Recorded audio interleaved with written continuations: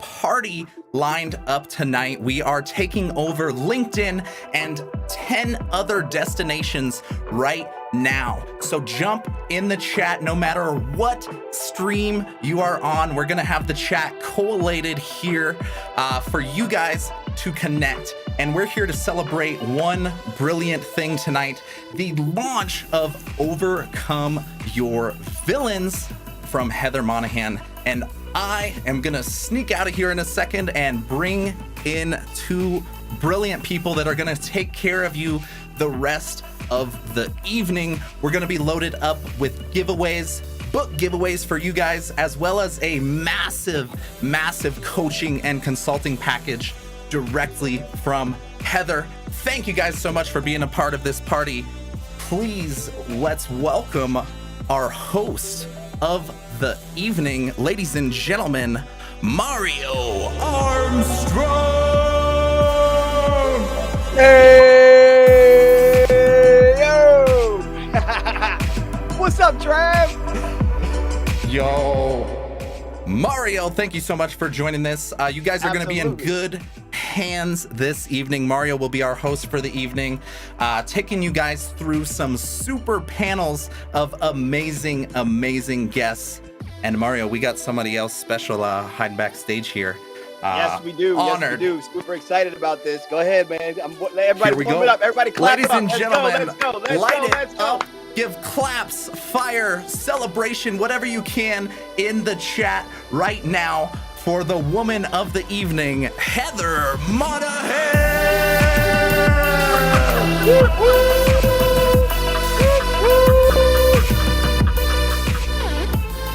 Thank you, Travis. Thank you, Mario. Thank you, everyone, for being here. Super excited to be with everyone. Mario and I were so excited.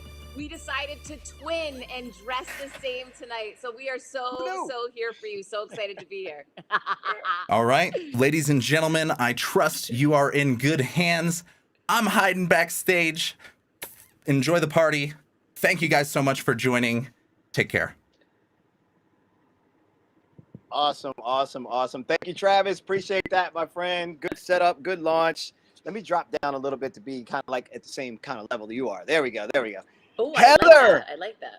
Heather, this is incredible. Overcome Your Villains kick-off party. This is going down.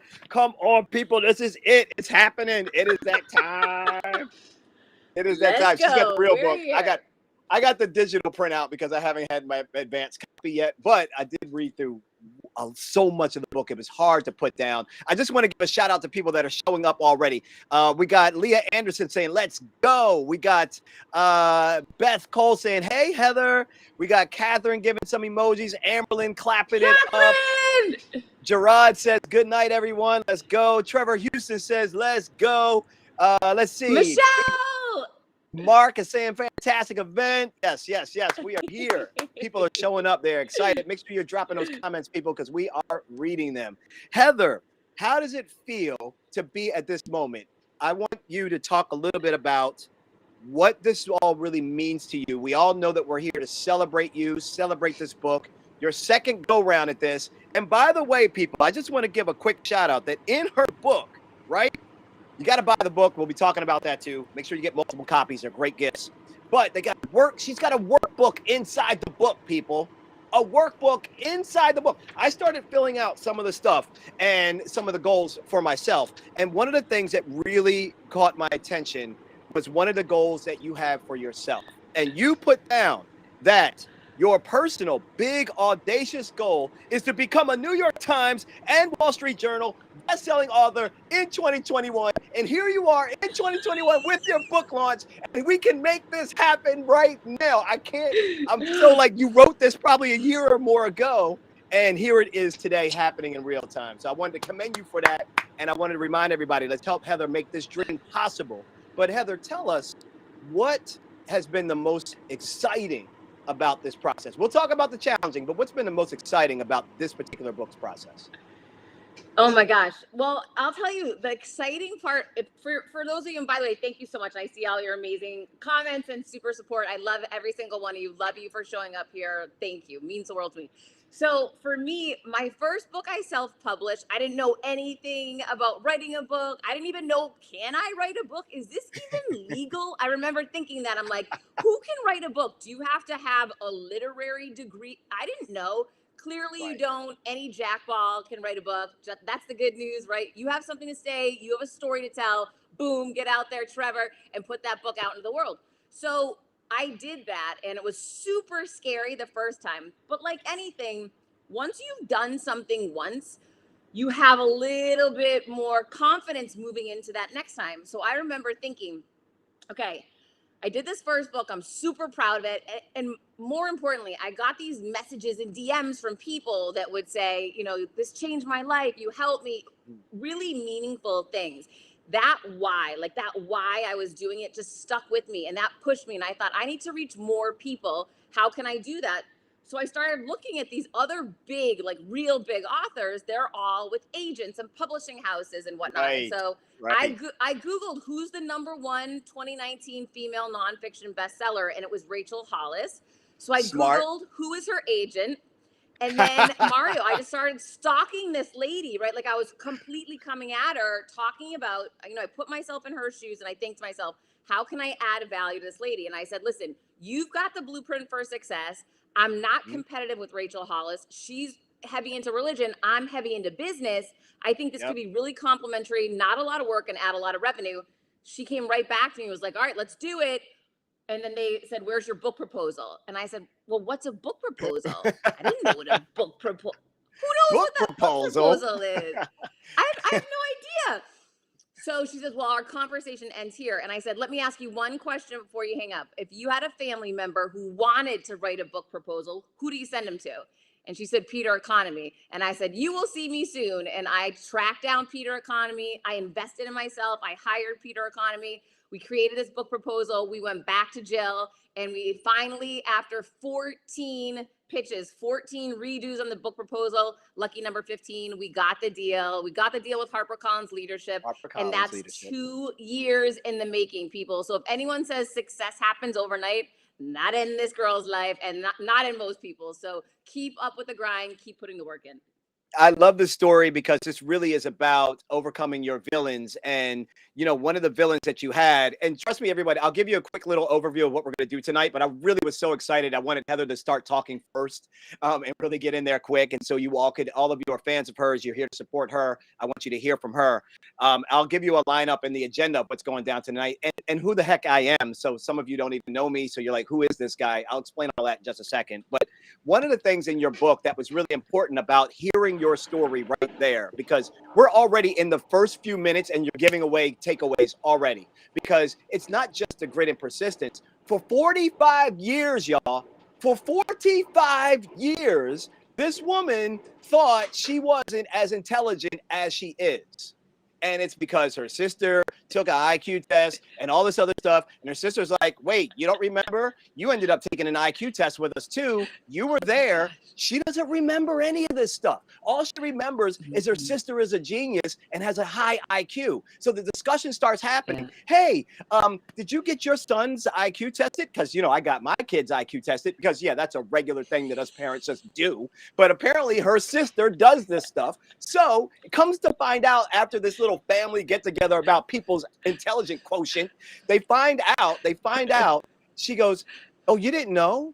You only scored a few points behind me and you were still in the genius bracket. So for 45 years, she was being quiet. She was being subtle. She was not sure if she should step up. She was not sure if she should put the book out. Not sure if I should make that call. Not sure if I should reach out to someone. For 45 years, there was a lot of hesitancy based off of a story she had told herself and then beliefs that she became to adopt. And I just want you to hear that she's crushed those, because look at where we are now and look at what you just heard her say. I wanted that juxtaposition to happen right away so you could feel like, holy crap, Heather, the Heather we know didn't have it together. No.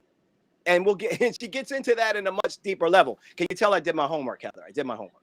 Oh my gosh, Mario, I love you. I adore you. And thank you. You just hit me out of nowhere. I didn't know you were coming at me with that story. But yes, that is a very true story. And what's important for everyone here listening It's about you. What story are you telling yourself? And I want you tonight, when you go home and you've got time, think about what story are you telling yourself that you need to fire, that you need to overcome so that you can rewrite a new, more empowering one. And Mario, I know I just saw the note that they're ready for you to move this Fantastic. to panel So story one. yeah, so let's break down what's going to happen tonight. I'll do this in 60 seconds. First and foremost, my name is Mario Armstrong, 2-time Emmy Award winner. Got him right here as proof in case you don't believe me.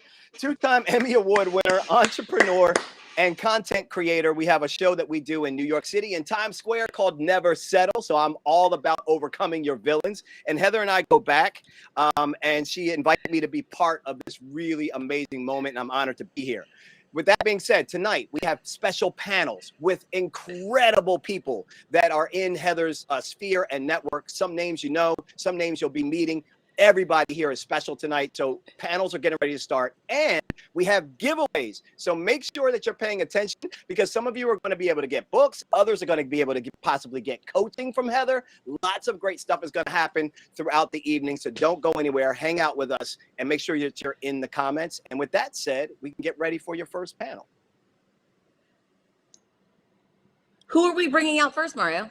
I believe we are bringing up we're bringing Joy McAdams. That's right. And Scott. They are hanging out ready backstage to come on and hang out with us. You ready for them? Absolutely. There we go. Joy McAdams, Scott MacGregor. Hi, guys. What's up? What's up? Hey, everybody. So cool, you guys. So cool to all It's like the Brady Bunch right here. I love it. Well, thank you all for being here. We're super excited to get into some of the different stories and some of the different things that each one of you, everyone here is so special, so talented, so unique and different. And I'm super excited, Mario, to hear about some of the villains that they've overcome in their life and what they're working on. Do we want to start with Joy McAdams since she has to be up at 3 in the morning? Yes, we are going to start. I was just about to say we are going to start with Joy. So Joy, we want to know, like, jump right on in here. What was a villain that maybe we didn't know that you were facing and that you had to deal with and overcome? What's the story? Sure. Well, real quickly, I'm going to share the story that Heather wanted me to share of how we met. We both started on LinkedIn about the same time. And, you know, she has a huge following now. I have a huge following now. So we weren't the Joy and Heather that everybody knows now. We were literally like, no one knew us. But I heard about her book. I listened to the audiobook, and there was just so many things on there that I related to, especially the part of having this villain that fires you. Because I had gone through a very similar personal experience with a close family member that fired me. So all throughout the book, I was like, yes, I get it. I relate. That's like crazy. She's so similar. And it really helped me get through that whole situation. Well, I saw on her LinkedIn that she was going to be here in the Atlanta area. And my heart started pounding because I was like, I've been like this super fan of Heather, but I need to go meet her, but I don't want to feel like a stalker weirdo. So I reached out to her and told her, I said, hey, I know you're going to be in Atlanta. And the only reason I had the courage to reach out was because I had just gone through her first book. And I said, I'm going to be in Atlanta. I would love to come meet you. And she said, I'm having a private book launch at a friend's house. Would you like to come? I was so excited, obviously. And when I pull up, I realized this is a house. This is like her friends. They don't know who I am. I'm going to walk in here and totally look like a stalker. And I knock on the door, like shaking. And she opens the door, hugs me. And all of her friends were just as amazing. I mean, they accepted me like I was one of them. And we sat there. And in that moment, I knew, wow, she is the real deal. You know, like everything, she's so relatable in her books, but when I met her in person, I knew that, you know, it was completely 100% genuine. And that goes so far in this day and age, you know, especially with social media. Sometimes you meet people that are totally different. So from that, we connected and, you know, we've been friends ever since, supporting each other's content. And I mean, and I'll just go into, the villains in our life are everywhere, right? And it's kind of like the more we grow, the more confidence we gain, the bigger things we start to accomplish because of our confidence. Sometimes it also means the villains we're going to face are going to become bigger and stronger because we're starting to accomplish bigger and stronger things. And so that's why I'm so glad she came out with the second book, because it's time, right? We needed that next reinforcement for all the things that we've been accomplishing. And, for me personally, like you were saying, everybody has different goals and grows and projects their confidence in different ways. And for me, it ended up getting me into endurance sports. And, with that, there's no cheating that. Once you start challenging yourself physically, you grow so much and you have to have the confidence to show up. And as I started these sports, I was always asking people, like, do you think I could do a marathon? Do you think I could do an Ironman? And everybody I would ask, they're like, no, you need a coach. You need this, you need that. Well, long story short, because of the confidence that I built, I've gone from nothing to, not just running my first marathon, qualifying for Boston, showing up at Boston, raising $2.3 million. I was on Boston put me on their Instagram page this week and their website.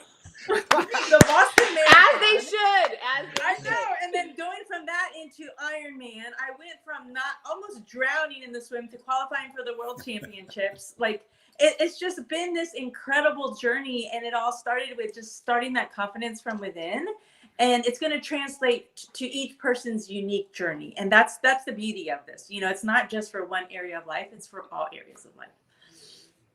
Wow. I mean, strong story right there. That's really, really good. Inspiring as well. Isn't it beautiful when you actually decide to do something and you believe in yourself and then things happen, not because you need them for validation, because you're working on yourself. You're just excited to do it yourself. But then when you actually do the thing that you were excited about doing, to see all of that other support just kind of come out and you didn't even ask for it, it just really fuels you to go even further and to continue. No, it does. Overcome. And I'll say one more thing. That same person that fired me when I first started LinkedIn they were at the finish line at the Boston Marathon saying, I'm sorry. No. But they said to me when I first started LinkedIn, they said, who's going to listen to you on LinkedIn? And at that time, I almost quit. And now here I am, over 230,000 followers, reaching 2 million people a month. Who's going to listen to me on LinkedIn? Come on. I love that, Joy. I so love that. I'm so happy you shared that, your vulnerability. You're just so powerful for everyone to hear this, that whatever it is that you want to do, Joy started out asking for permission to run marathons, asking for permission to do this and that, asking for permission to go on. And now she's dominating. And it's exactly like how you're showing up for everybody else, Joy. You're just such an inspiration for me and for everyone. I know everyone feels that. So super, super proud of you. I'm very grateful for you. Thank you so much. And I'll pass it on to Scott. And then one more thing I wanted to add, on top of all this, I'm a mom to 5 kids. I run a business. So it's like it doesn't fit into the norm of what I should be doing. Right. You know what I mean? And that, too, I had to overcome because, you think, what are they going to think of me? I should be, making the little cupcakes for school, not doing this stuff. But, it's no, don't make the cupcake. Don't make the cupcakes. Joy, thank you so much for that inspiration and story. Go ahead, Heather. Sorry to cut you off, Mario, but I was saying that it's interesting because Scott MacGregor is a through point for Adam, for me, for Joy, and we were all just supporting him in his book launch. So it's perfect sense to pass it over to Scott. And Scott, thank you for being here.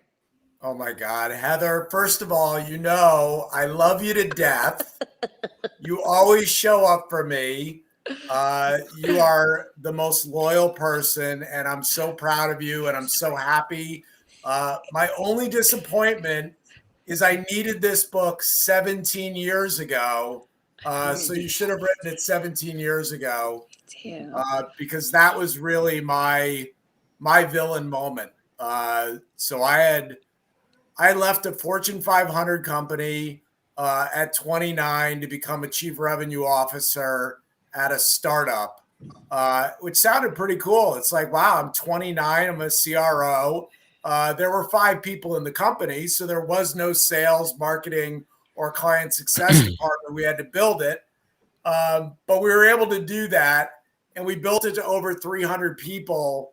But during that time, I had a really toxic boss. So my CEO, who was my boss, for 17 years. He was like a finance whiz, but he was like an F- when it came to people. So I really struggled. And like you, and this is one of the reasons why we resonate so much with each other. I grew up poor. I was making a ton of money. I felt like it was irresponsible for me. I had a mortgage. I had 2 young kids to leave a job where I was making more money than I ever thought I'd make in my life. So I stuck in there year after year. I wrote a business plan for my current company, Something New, 10 years, literally a decade before I left, because I just couldn't imagine jumping off the cliff. It seemed irresponsible. But I'm so glad that I did. And I think one of the things that worked for me is I used to write 1-year contracts in my mind with myself. So I would say, listen, I'm going to give this my all for a year. And every year, it made me never feel stuck because it was such a toxic environment. I'm like, if I have to work here forever, I'm going to lose my mind. So I would sign like a mental 1-year contract. I'd say I'm going to give it my all for a year. Then I'm going to reevaluate. So I was kind of always a free agent. And when I decided that I'd had enough, I gave myself kind of a year to plan my exit. And I think that's one thing, is that you absolutely should fire your villain. You shouldn't wait 10 years like I did.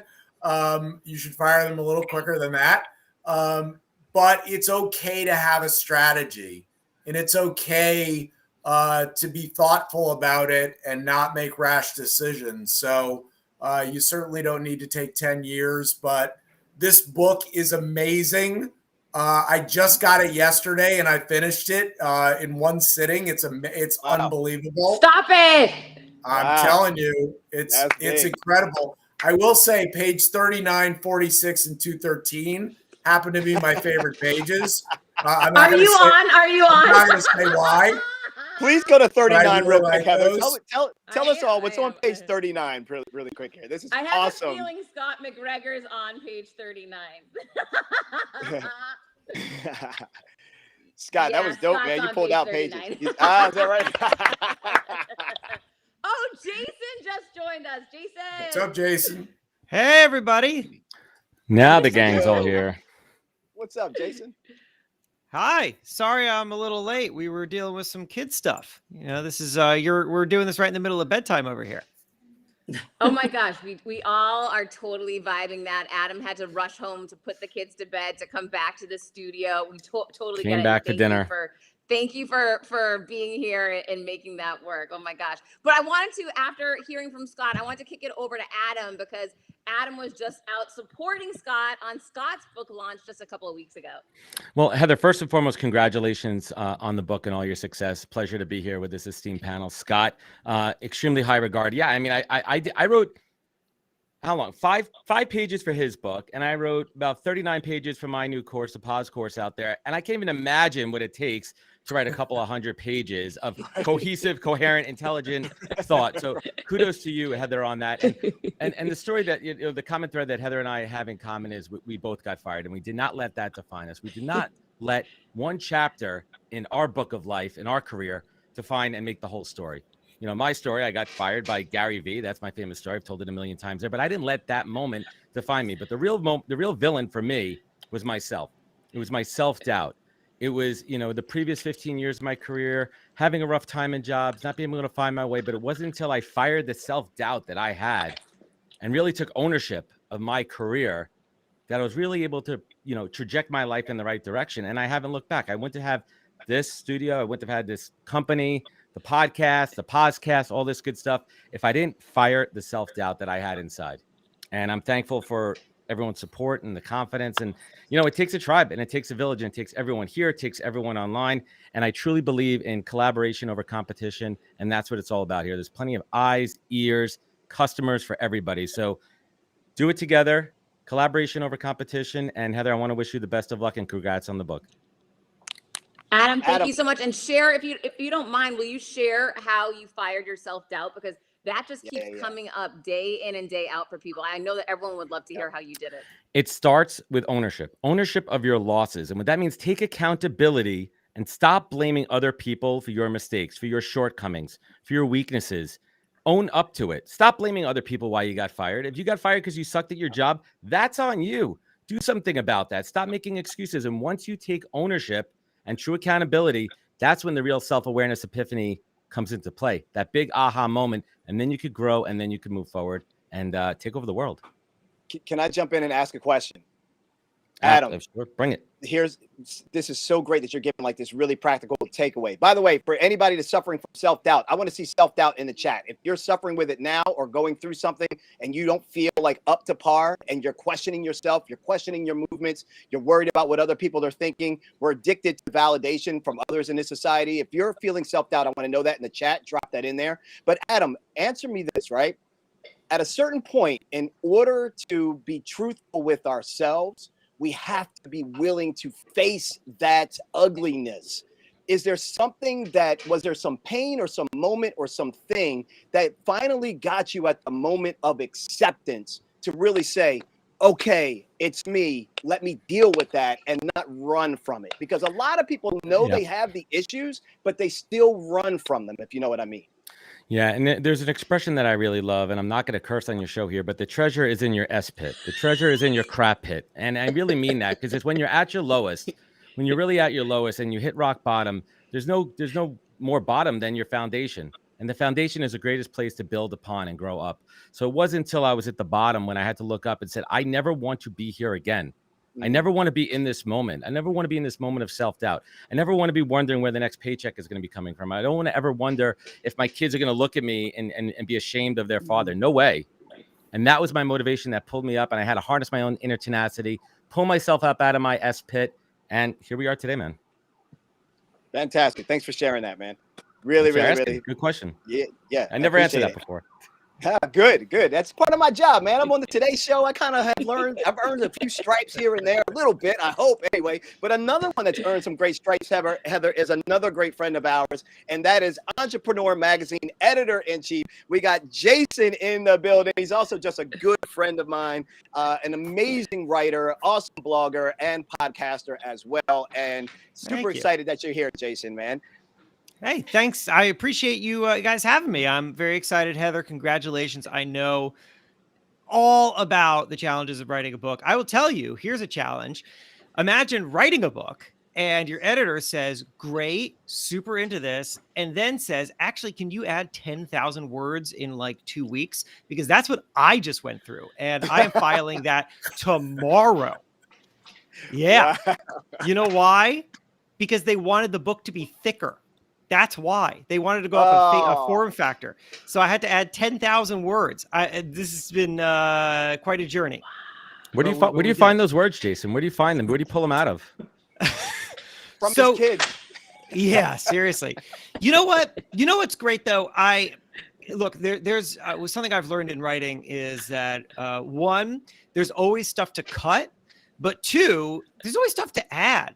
And oftentimes actually, being forced to dig past the things that you've already done. Like you write a lot and then you can squeeze what you wrote because you repeat yourself and you don't need every little word that you wrote. But then once you've squeezed it to then say, what else did you forget? What conversations did you have that were relevant that you didn't think about? Where else in your life did you not dig? And I found that those 10,000 words, I'm really happy that they pushed me to do it, but it was not fun doing it. Man. Ironically, Jason, this is so funny. I didn't know anything about writing for a publisher. I was asked for a 65,000 word count book. I delivered an 85,000 word count. So I thought I was really nice giving them 20,000 for free. And when I submitted it, I just didn't know. I'm a rookie author. And they came back to me. They're like, yeah, it looks good. What 20,000 are you cutting? And I said, what are you talking about? And they're like, well, you have to get this back to us in the next 2 days. You have a 65,000 count book. And so I had to cut 20,000. So I totally feel you on that. It's definitely a challenge, whether you're adding or subtracting. And you know what? You will cut those words and you won't miss them. I guarantee it. For any writers out there, cut down. Everything can be shorter. I came up in magazines working on front of book pages, which is where you like those front of book pages where like everything's like 100 words or 75 words. And at first I was like, you can't do this. You can't get quality in there. You have to go long. And then I realized, you know what? Actually, learning how to be really brief, as I am not in this answer, but learning how to be really brief is such a valuable skill set because we often say more than we need to, and we need to know how to cut to the chase and just deliver value. Boom! Brevity is king. It really is a superpower, and I couldn't agree with you more. That's right. And hey, can I? I know we're probably long on this, but but the conversation as I jumped into it, and particularly listening to Adam talk about some of that early career stuff, I just wanted to share a quick thing that I learned early on in my career about a villain. So, I mean, look, everybody is going to say tonight, and they're absolutely right. Like, if the villain is not you, then you've missed the villain, because obviously the things that we have to take responsibility for our own actions, and we are the ones who are going to control the destiny. My very first job, I worked at a tiny little newspaper, 6,000 circulation at the time. I don't even know what it is now. Daily newspaper in North Central Massachusetts. That just nothing was happening. I was writing about nothing, and then. I got to say, I went into that job thinking I deserve to be writing for the largest publications in the world. I should be writing the big stories about the big things and for big audiences. And I was such a dick about it because I was making it very clear to the people I worked with that I didn't belong there. And I got to tell you what I eventually realized, which is like, you know what? If I didn't belong there, then I wouldn't have been there. But I was there, which meant that the big publications, the New York Times, the Washington Post, they weren't hiring me because I wasn't ready. And I needed to step back and say, you know what? There are things that I have to learn too. Mm-hmm. And every situation that I am in, even if it doesn't meet my ego, is a situation that I can learn from. And that, in fact, maybe I have a lot more work to do than I realized. And so I honestly didn't quite realize that until I quit that first job. And as I look back on it now, and the reason why I quit it was because I realized this other thing, which is really important, which is that nobody's ever going to come to you and say, you know what, I think you're so great. I'm going to give you the shot. I'm giving you the opportunity. Instead, you got to go to them. Mm-hmm. Nobody's coming to you. Nobody came to me. Nobody from the New York Times was like, kid, loved that story you did on the local diner, bringing you up to the big time. Come on, move to New York, right? Loved it. Middle school play write-up, loved it, bringing you up. You're working at the White House now. We're like, nobody's going to do that. So I had to do it myself. So I quit that job and I freelanced out of my bedroom and I pitched and I pitched and I pitched and nobody paid any attention to me until I humbled myself and I realized what I needed to learn. And I studied and I took advice and I reached out and I asked people for advice and I started to get some traction. I started to get some hits. And now that I look back on it, I realize that number one, feeling the confidence of saying, I'm going to go out and get this myself, really valuable. Being overconfident and saying I deserve it just because I'm good, not valuable at all. That held me back. And understanding the balance between the two of those things and going out and getting it, but also being humble enough to realize what I needed to know and needed to still learn, that was the balance that I ultimately needed to go forward. Beautiful story, man. Yeah, there it is. And people are loving it. Amy says, I'm loving Jason's honesty, which is great because everybody on this panel so far has been super honest, super vulnerable, and super transparent. And it's something that I've even been saying for like, I don't know, the past year or so, like vulnerability is the new currency. And I don't mean like we actually make money from it. I just mean that trust is so important. And one of the ways to build that fast is by being open within yourself to others. And that takes a lot of work. And some people have more comfort doing it than others.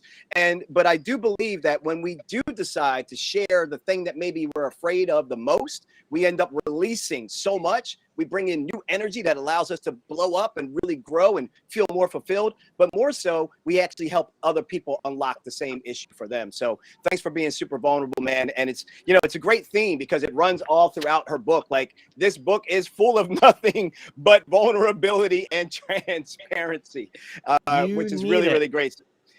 We do. And I want to remind everyone, go to overcomeyourvillains.com. If you're watching this, pull up a browser window, go to overcomeyourvillains.com. You see it right there on the screen.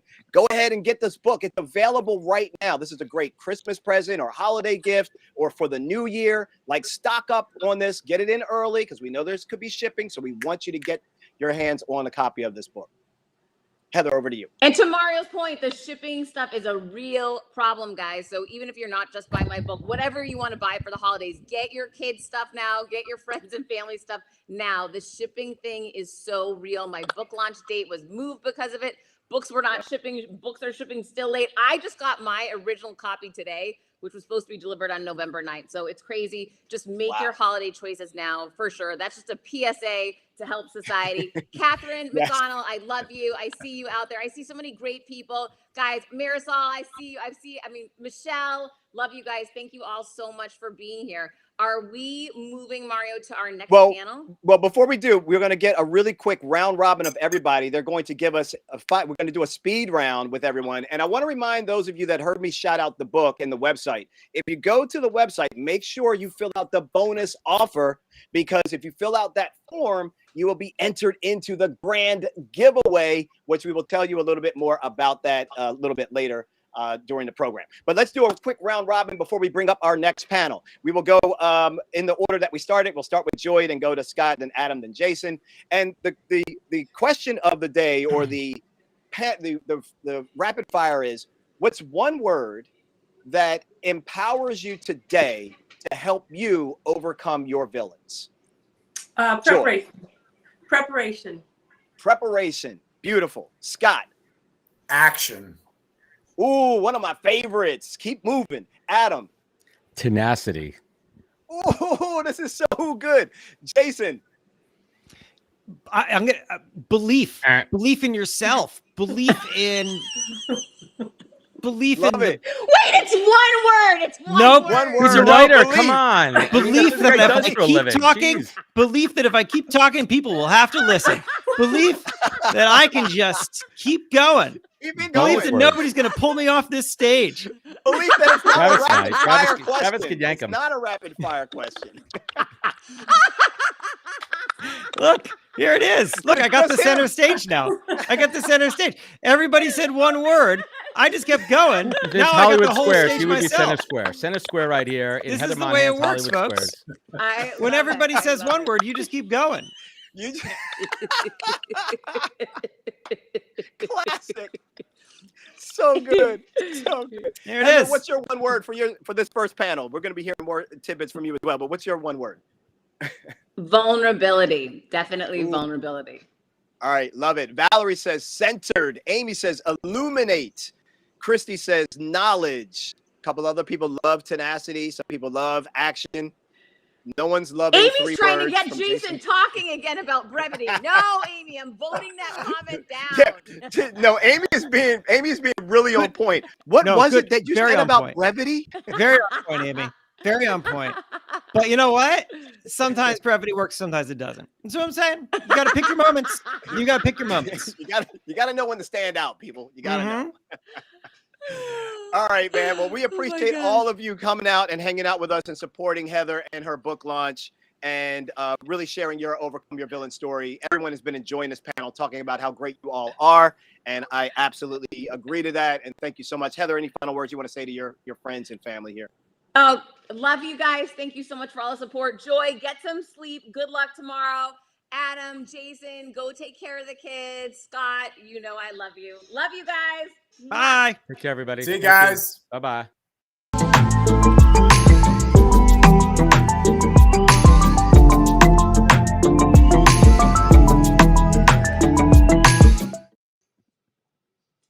Wow. I mean, you talk about a panel That was that was such fire right there. If you all enjoyed that panel, put fire emojis or put the word fire in the chat. I want to see that right now. If you enjoyed what you just saw, put fire in the chat, put fire emojis in there. And if you're watching this and you're really getting some value from this, please share it on your feeds. Hit the little share button. Share this out. This is nothing but positivity and information that's going to help you and everybody that you know overcome their villains. So share it out on your page, wherever you see us right now. Hit that share button. Send a couple of text messages. Say, you got to get over here and hang out. There's more panels, more great people still to come, and giveaways. So we're having a lot of fun, Heather, and it's all in celebration of Overcome Your Villains. The book is out. Go pick it up. Go to overcomeyourvillains.com. Man, if that's what every panel is going to be like, I can't wait for the next set of these. I'm excited. I don't even know who's coming out next. This is exciting for us, Mario. I'm so excited. No, it's really, it's awesome to kind of see. Look at all the fires going off in the chat here. Stephanie's going hard in there. Trevor, Amy, we got some LinkedIn people. Susan, yes. I see you all. Araceli, I hope I said that correctly. Mark, we see you as well. So yeah, thank you. Gangster panel. I love that. Thank you, Devin. That was so good. All right, so the next set of guests that we have are ready to come up, and we have Hala. Don't know if you know she was coming up next, but she's a special guest spotlight. And then we'll be hearing from Marisol and Jamal and Jordan. Yes, we got them all in the building. Look at that. Hey. How's it going? Guys. Oh my gosh, it's been so much fun to watch you guys. It was so entertaining the last panel. I was like laughing the whole time. Yeah, we've been having fun. For sure. It's good to see you, Hala. Hala and I know each other. I'm trying to see who else I may know on this panel. It's good to see you pop in. Heather, I know we're going to do kind of like the same thing, but with a whole new set of guests, which means all the audience is going to learn about some beautiful people and how they've overcome their villains as well. Heather, I'm going to kick it over to you. Who do you want to start with? Yeah, I want to start with Hala. Hala's got an amazing story, gone through a lot of challenges, especially just over the past year, 2 years. So Hala, I want to kick it over to you and you take that spotlight. Sure. So like Heather said, I have had so many villains over my career. It's been totally an up and down journey. So I'll start with, I think, probably the most impactful one, which was when I worked at Hot 97. So when I first started my career in radio, I was an intern at a radio station called Hot 97 for 3 years. And for those of you guys who don't know, it's the #1 hip hop and R&B station in the world. And I loved that job. It was my identity. I was Hala from Hot 97. I worked there 12 hours a day. I would go in at 2 a.m. and work the Dillette boards. I would feed the meters. I would get the coffee. I would do all the research for Angie Martinez, who was like the main personality at the station. And that was my life. I like lived, breathed Hot 97. And not to mention, it gave me like major bragging rights because I was hanging out with all these celebrities. I was like the coolest 19-year-old around. I even dropped out of college for this opportunity, and I basically risked it all. At the same time, I was from a very conservative family where dropping out of college was like unheard of. All of my siblings were in med school, and I was like the black sheep working for free at a radio station, trying to make it in hip hop as like a personality and trying to be the next Angie Martinez. So I gave it my all. And when a paying job opened up 3 years later, never got $1, would make my money hosting parties at night and hosting hip hop showcases, never made $1. When I finally had the courage to stand up for myself, a paying job opened up and they gave it to somebody else. They gave it to one of my friends who worked in the video department, and they wanted me to train him. And I decided that I was going to put my foot down, and I texted, the kid that day who was one of my good friends, and I was like, hey, I don't want to go to work today. You could learn it on your own. And I was fired immediately. And not only was I fired, I was told I couldn't go get my stuff. The main personality at the station told all the DJs who were my friends and mentors that they couldn't pick up my calls anymore. And I was blackballed. And all the DJs called me and were like, this is the last time we can talk. Lay low. Maybe if you apologize and write a letter, they'll let you back. But you've got to lay low. You're basically being ousted and nobody can mess with you anymore or work with you. And so, I was devastated. I felt like somebody died. Instead of just staying in that low place, I very quickly decided to channel all this negative energy into something very positive. So I thought of creating something called the sorority hip hop, and I was going to be a platform for females in the entertainment industry. And within 3 days, I learned how to build websites, and I built the websites, sororityhiphop.com. I ended up recruiting 14 girls on Twitter and Craigslist from like Def Jam and iHeart and VH1. And we banded together, and within 3 months, we were one of the most popular hip hop and entertainment news sites in the world. And we got scouted by MTV pretty quickly for a potential show. We were getting a lot of notoriety in the tri-state area. And then the same DJs who wouldn't pay me minimum wage would call me up to host their parties. And I was side by side on flyers with them. I was getting shouted out on the radio more than I did when I worked at Hot 97. And it was all because I decided to create my own lane and to not wait for a gatekeeper to tell me yes. And I basically decided that I needed to create my own path in order to succeed. And I wasn't just going to wait for somebody to open that door for me. I was going to open that door on my own. And so I've had to learn this lesson, unfortunately, like many times in my life, because I always go back to like wanting the gatekeeper to tell me yes, and then realizing that I need to create my own lane. And so that's like my first overcoming my villain story, and one of the most important ones to me. Oh, it's so powerful. And having to learn a lesson multiple times, you are not alone on that one, Hala. I think everybody here can agree that we have all been through that repeat, seen that movie, but I keep showing back up for version number 2 until we finally get it. So I totally feel that, and super proud of you for not giving up and keep showing up and all the success that you're having. It's been amazing to watch. I've got to say though, Jamal, you are getting shouted out like crazy in the comments right now. We got to kick the spotlight over to you because your people want to hear from you. Take it. Thanks so much, Heather. I really appreciate being on this panel with everybody tonight. And part of my story, I was reading part of your book on page 16. You said action is my jam. And that really stood out to me because for a long time, at least early on in my childhood, action was my jam. And then through some trial and a lot of error, it didn't become my jam because I was so jammed up through the way I was thinking. When you deal with rejection and you deal with abuse, action is not your jam. The safe place to be is to hedge your bets and to kind of stay behind that wall of inaction. And let me just hedge my bets. Let me just think about this over and over again and wait for perfect circumstance. And so I lived a long part of my teenage years and young adult life in that way. And so overcoming the villain, I had to get actually out of my own way. Anybody on this panel who's watched sports, let's say the last 20 years, has heard of Serena Williams. And I was watching a match of hers. This is back in 2008 when she was dominating tennis. And she was getting thrashed by somebody she had beat like 8 times in a row. And the commentator said if she could just get out of her own way, she could win this match. And that's the place that I had to come, just getting out of my own way so I could win. And learning, going through counseling myself to deal with childhood trauma, to deal with abuse, to deal with the fear of rejection, because that's what held me back to just thinking and not being action oriented. And I went away. I started my career at the Department of Justice, Federal Bureau of Prisons, and then I went away to a nonprofit and trained as a certified counselor, which I am today. And this place was it was good, but it was also bad. There was toxic leadership there, and part of the way they control people was through fear. And when you deal with that rejection and all those pain points aren't touched, that fear will control the way you deal with people. And I hate to say it, but the CEO was a narcissist. And so anytime he walked in the room, the energy he put out was, you know what, you need to fear me. You know what, you need to make sure if I say something that goes, whatever ideas you come up with, that's good, but if we're doing it this way. And I would just kind of just acquiesce because it's like, I don't want you to reject me. What if you didn't like me? What if you weren't pleased with me? And I began to inculcate those beliefs. And so I had to learn, and I had to actually stand up in my own power and the power which I was given as a creation of God. So you know what? No, I'm all right if you're not pleased with me. I'm all right if you don't like me.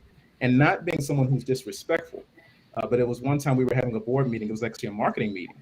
And it was a cover of something that we could actually push to market.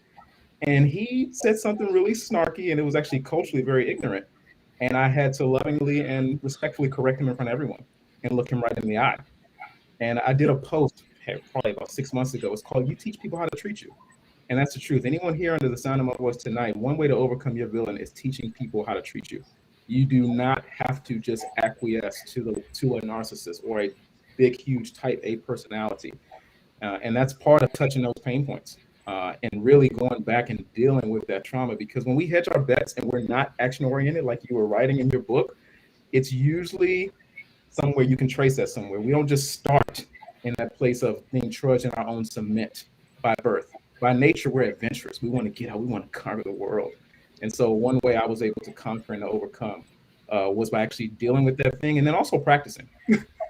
Practicing those situations when I would normally get scared and just kind of go under. It's like, you know what? Let me actually stand up.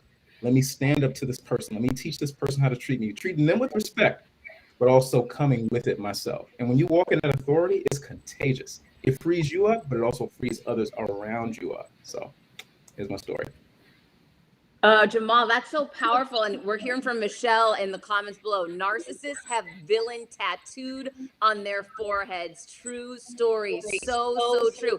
Toxic environments with narcissists. People are feeling what you are putting down. Thank you so much for sharing that very vulnerable story and how you overcame it and that self-reflection that you had that, wait a minute, I used to be an action taker. I'm not now. What's changed here? I think that's really powerful.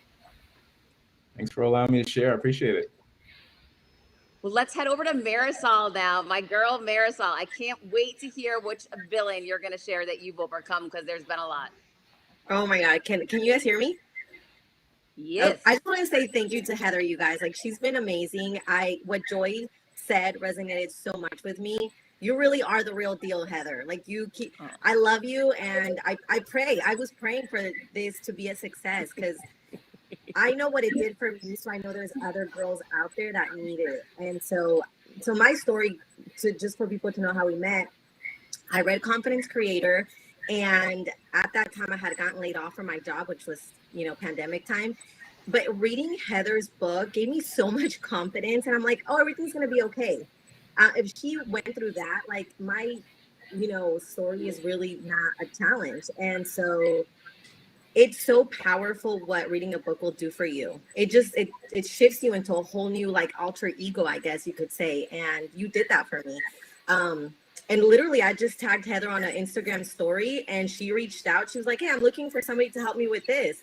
And I'm thinking, is this for real her? Or is that like somebody doing her social media? And it was her. And we get on a phone call, and I was just like, wow, like, she just opened up a whole new world to me personally. I was so new in the entrepreneurship world, so having someone like Heather in my life, I know, was divine, and I needed her to keep going because little did I know I was going to face a lot of villains in my journey. And one of them has been my sister's better than me, right? That whole idea.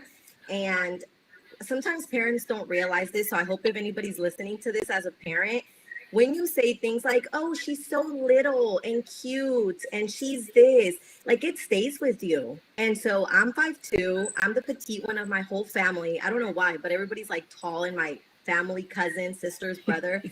And hearing, you're so little, you're so little, you're so little, I started to play small without even knowing it. And my sister was the smart one. I was the social one. Like, everybody liked me, but my sister was smart. She got the A's. And until I started to do a lot of inner work, you guys, I didn't realize how much that was actually hindering me. So reading Heather's story, I was like, maybe I'm a genius too, like, I don't just have to be social. So anyway, Heather has been a true blessing in my life, and everybody needs to get her book. I want to share something that really resonated with me in chapter 3. She says, take the messy action, take the step. Yes, there's going to be roadblocks, but I knew at the end of my life, I would rather be the person that moved forward with my thoughts and beliefs than laying somewhere in a deathbed, blaming others for not living my life to my full potential. I never want to be that person that will say I didn't do it because of you, and I'm still angry or upset.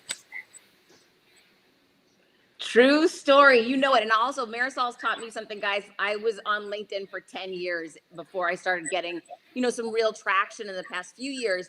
And I'll tell you, I met Marisol and I challenged her to get on LinkedIn. This was literally like 8 months ago. She grew a community of over 25,000 people in a few months. It took me a decade to do that. So it doesn't matter what someone before you did and the timelines that they create and what they say is possible for them. Anything is possible for you if you lean in, you show up as your unique self, and you do it your way. So I'm so proud of you, Marisol, to watch your growth, watch what you're accomplishing, and to watch you overcoming all the villains that you're facing. Just keep going. I'm so proud of you. Thank you. Now we're going over to my ride or die, my boy, Jordan. Hello, hello, hello. Heather, first off, congrats.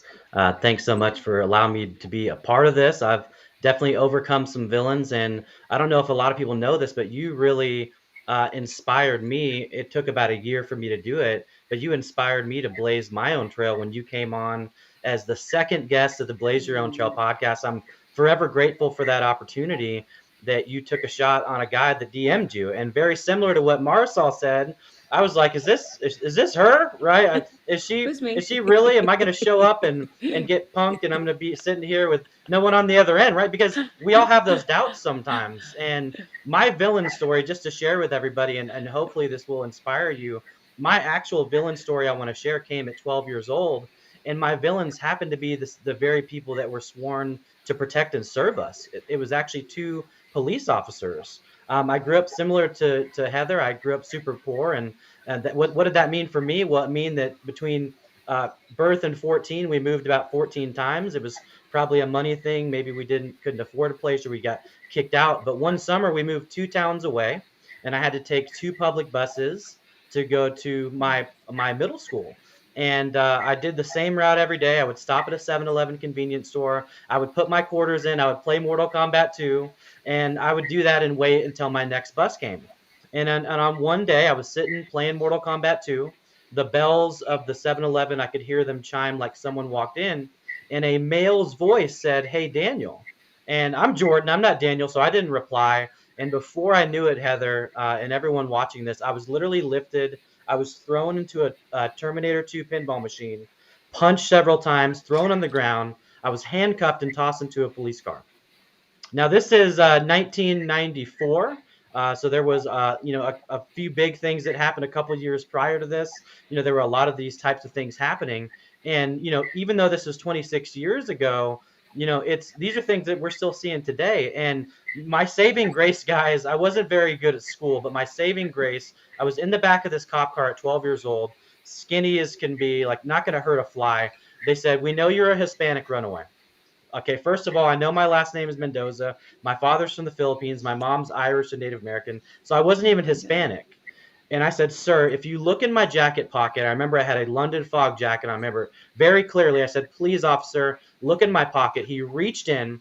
He pulled out my homework. It said Jordan Mendoza. And when I tell you guys, it looked like he saw a ghost because he knew he screwed up. But I'm going to tell you guys, because this is a pivotal moment in my life. There was a lot of things I could have done. There's a lot of ways that this could have went. But the way that this went is I was raised by a mom with one lung who taught me a lot about empathy. I had a great grandmother that suffered from cancer and got dementia. So I learned empathy at a very young age. And so my actual thought process was, I know these people need to lose their job, and that's it. I want this to be over. And there was no long court process. They got fired. I went on with my life. And it just taught me a lesson that no matter what someone's position is, there's bad people everywhere. Whether that's a teacher, an officer, but it doesn't mean that they're really truly bad people. It means that they've probably been impacted because, anger is a secondhand emotion, folks. It stems from some type of physical, emotional, or spiritual pain that someone's, experienced. And so I knew that at 12 that I had that empathy for them. So hopefully that inspires you all to really understand that even though bad things happen, there are other things that you can be grateful for. And, Heather, it has so many people that on these panels, people we haven't even heard of yet, that where she shined her gratitude for them. And you helped create confidence in me, Heather, to keep the podcast going. We're now 80 episodes in, to launch my business in January and, do that with having 5 kids, So thank you, Heather, for your platform. Thank you for everything that you do for everybody. And I hope that everyone either tunes in or, put in hashtag replay if you're seeing this on the replay a few days from now. Oh, Jordan, thank you so much. I'm so proud of you. And the fact that you led with empathy at 12 years old is mind-boggling and a total testament to your mother and what a kind human that you are. And for anyone that doesn't know Jordan, you have to follow him. He's such a kind, humble, good person. And I never had heard that story before. I'm so proud of you. And wow, your mom is, she's amazing. So what a great story, guys. We're hearing so many amazing stories tonight on every panel. Everyone's facing adversity. I hope if nothing else that everybody here knows you're not alone with facing challenges. Hurt people, Amy. I feel that. I was thinking the same thing to Jordan's point with his story. It's so true, but it's hard in the moment to find the empathy. So thank you, Jordan, for leading. That was a major leadership moment. All right, Mario's coming back in. Mario, where is my other half? Here we go. I'm right here. Didn't go far at all. It was really, really awesome to kind of hear and sit back for a second, too, to everybody's story. One of the things that stuck out to me was when Hala was talking about creating her own path and creating the own lane. When I think about all these stories, everybody along this journey has had to decide in some way, shape, or form, at some point, I'm going to take ownership and create my own thing, whether it was with Jamal or whether it was with Jordan or Marisol. Like, you decided at some point to do that. And it made me think of this quote of don't let the options, what do I say? Oh, don't let the options define your objectives. And I want everybody to think about that, because everyone on this panel, including Heather, they didn't let the options define their objectives. And a lot of times we get trapped because we look at the options as the way to our opportunity.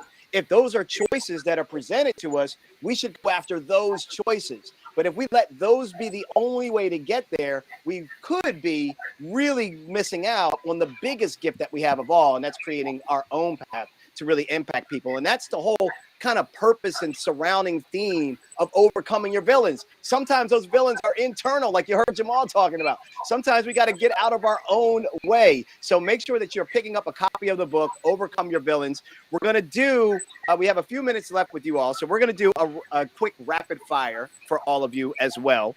And we're going to start first with Hala. And we asked the last panel, if you already heard this, you got to come up with some new words. We asked the last panel, what is a favorite word that they think of when they need to overcome a villain? So each of you get to, and you don't have to just say, you can say a word in a sentence on this one, since we have a couple more minutes to actually spare. But what's a word and a definition or reason for that word that you think of when you need to overcome a villain? Hala, we'll start with you. Okay, well, the first word that came to my mind was patience. Because a lot of the time, it's all about the right timing. So, for example, since we have a couple of minutes, I started my own company 18 months ago that has been a huge success. I have 70 employees all over the world now.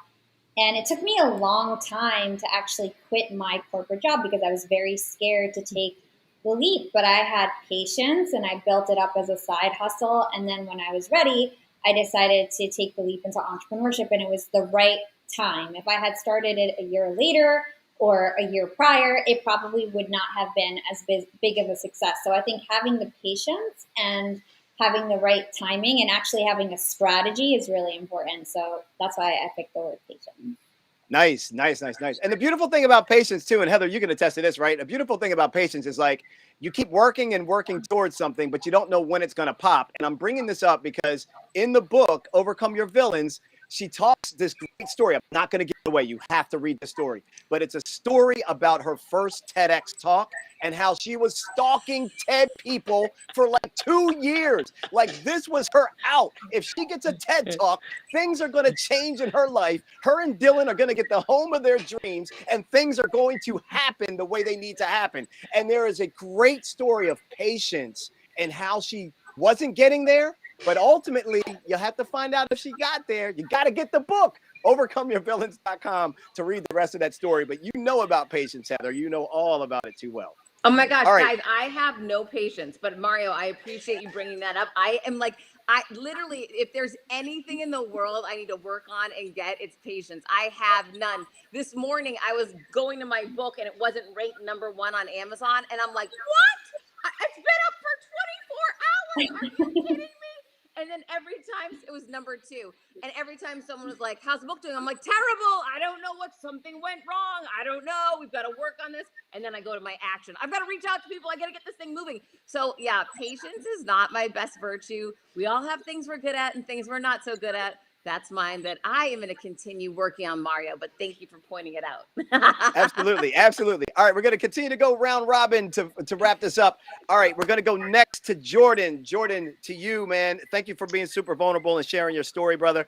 And it's good to see you. I didn't realize it was you until you started talking. I was like, oh, wait, I know Jordan. Like, hold on. That's me. Like, I'm the Jordan. That's right. So Yeah, the biggest one for me, and hopefully this resonates with other people watching, is self-awareness. You know, I had to really, I mean, I went on this journey like the last 8 years of professional development and, you know, getting certified in Myers-Briggs, taking strength finders, jumping into all these tools and really finding out how I was wired. Because when we understand us, believe me, folks, it's a lot easier to understand other people and to have grace for people and patience and a lot of these other words that we're talking about. So for me, it's definitely with self-awareness.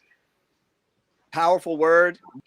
One that we all kind of have to work on continually. It's like you never fully become fully aware. You try to get to as much enlightenment as you can. I love the word, man. Really good stuff right there. Jamal, you're next up. What's your word that you think of when you need to overcome a villain, and what's your reason behind it? Got it. Thanks, Mario. My word is definitely going to be boldness. I may be that, in a sense, the opposite of Heather, as you heard from my story, where it's like lacking the patience, just willing to go out and go get it. I'm the type that I am a thinker and I'm an overthinker. And so for anyone here in the comments under the sound of my voice, if you're that overthinker who just typically tends to calculate everything, that moment may take you by surprise and it may get away from you. But I want to say boldness, because for me, even with my LinkedIn journey, and Jordan knows my story pretty well, it took me by surprise. I didn't jump on with a strategy or any expectations. I just started posting content and people started listening. And next thing you know, my web space, even this very computer I'm on, the mic that I'm not hooked up to, all of that was sponsored. I started a podcast, and then I also started an LLC that I'm just developing systems and processes for. I am not a natural entrepreneur. All this stuff has taken me by surprise. And also Ted reached out to me for a TED Talk. Totally surprised. So again, I'm not filled out the application yet. This is an accountability point for me because boldness. So don't be scared when that moment comes. If you're the type that's a thinker and that you've been chosen, if not you, who? If not now, when? Woo, man. Jamal, you're fill out that piece of paper. Get Fill it that out, thing bro. submitted now. Jump on that. I'm Tell here him, to help Heather. you any way I can. Totally holding you accountable on this. You are making that happen. This is huge. Exhortation received. Thanks, Heather. And if you need any more, help with that, go to page, I think it's 46. Go to page, I think it's 46, where you talked about the TED Talk journey in there. Marisol, what's your one word that you go to overcome your villain, and what's the reason behind it? What everybody said for sure, but I'm thinking proximity. So I went to UPW in 2019, and day one of UPW with Tony Robbins is proximity is power. At the time, I didn't really understand the depth of this, but I'm telling you, having the right people, even just one, for me, Heather, and when it comes to LinkedIn, that was the one person I needed to believe that I could do this and overcome this doubt that, oh, but me, little me, like, what can I really offer, right? But Heather she just like says things like without you can do this, or what the hell, you're a badass. What are you talking about? And she may just say it to say it, but the impact it's having on me, I'm like, okay, yeah, I am a badass. If she thinks so, then I need to believe that. And so proximity, just have those few people in your corner that will just believe into you. Awesome. You know what, to Marisol's point, that same thing happened to me when I got on the Elvis Duran show, and he looked at me and he said, you're obviously writing a book.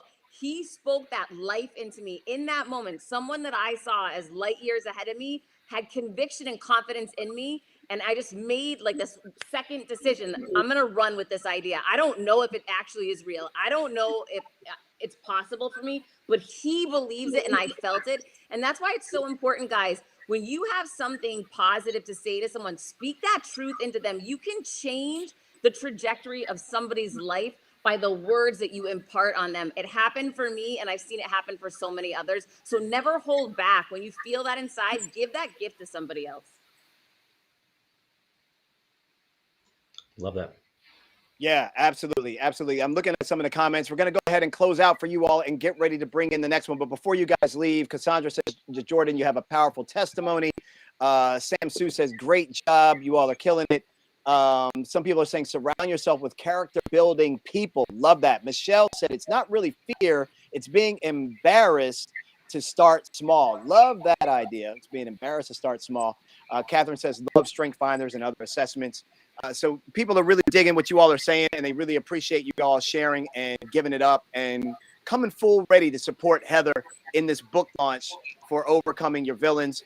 Thank you all for really sharing some time and being a part of this phenomenal event and hanging out with us. We really appreciate it. Heather, anything you want to say to your friends before they roll out? Thank you, guys. Thank you all for being here. Nothing but love for each and every one of you. Thank you so much. Your support means the world to me. You rock. You rock. Congratulations. Bye. Get the book, y'all.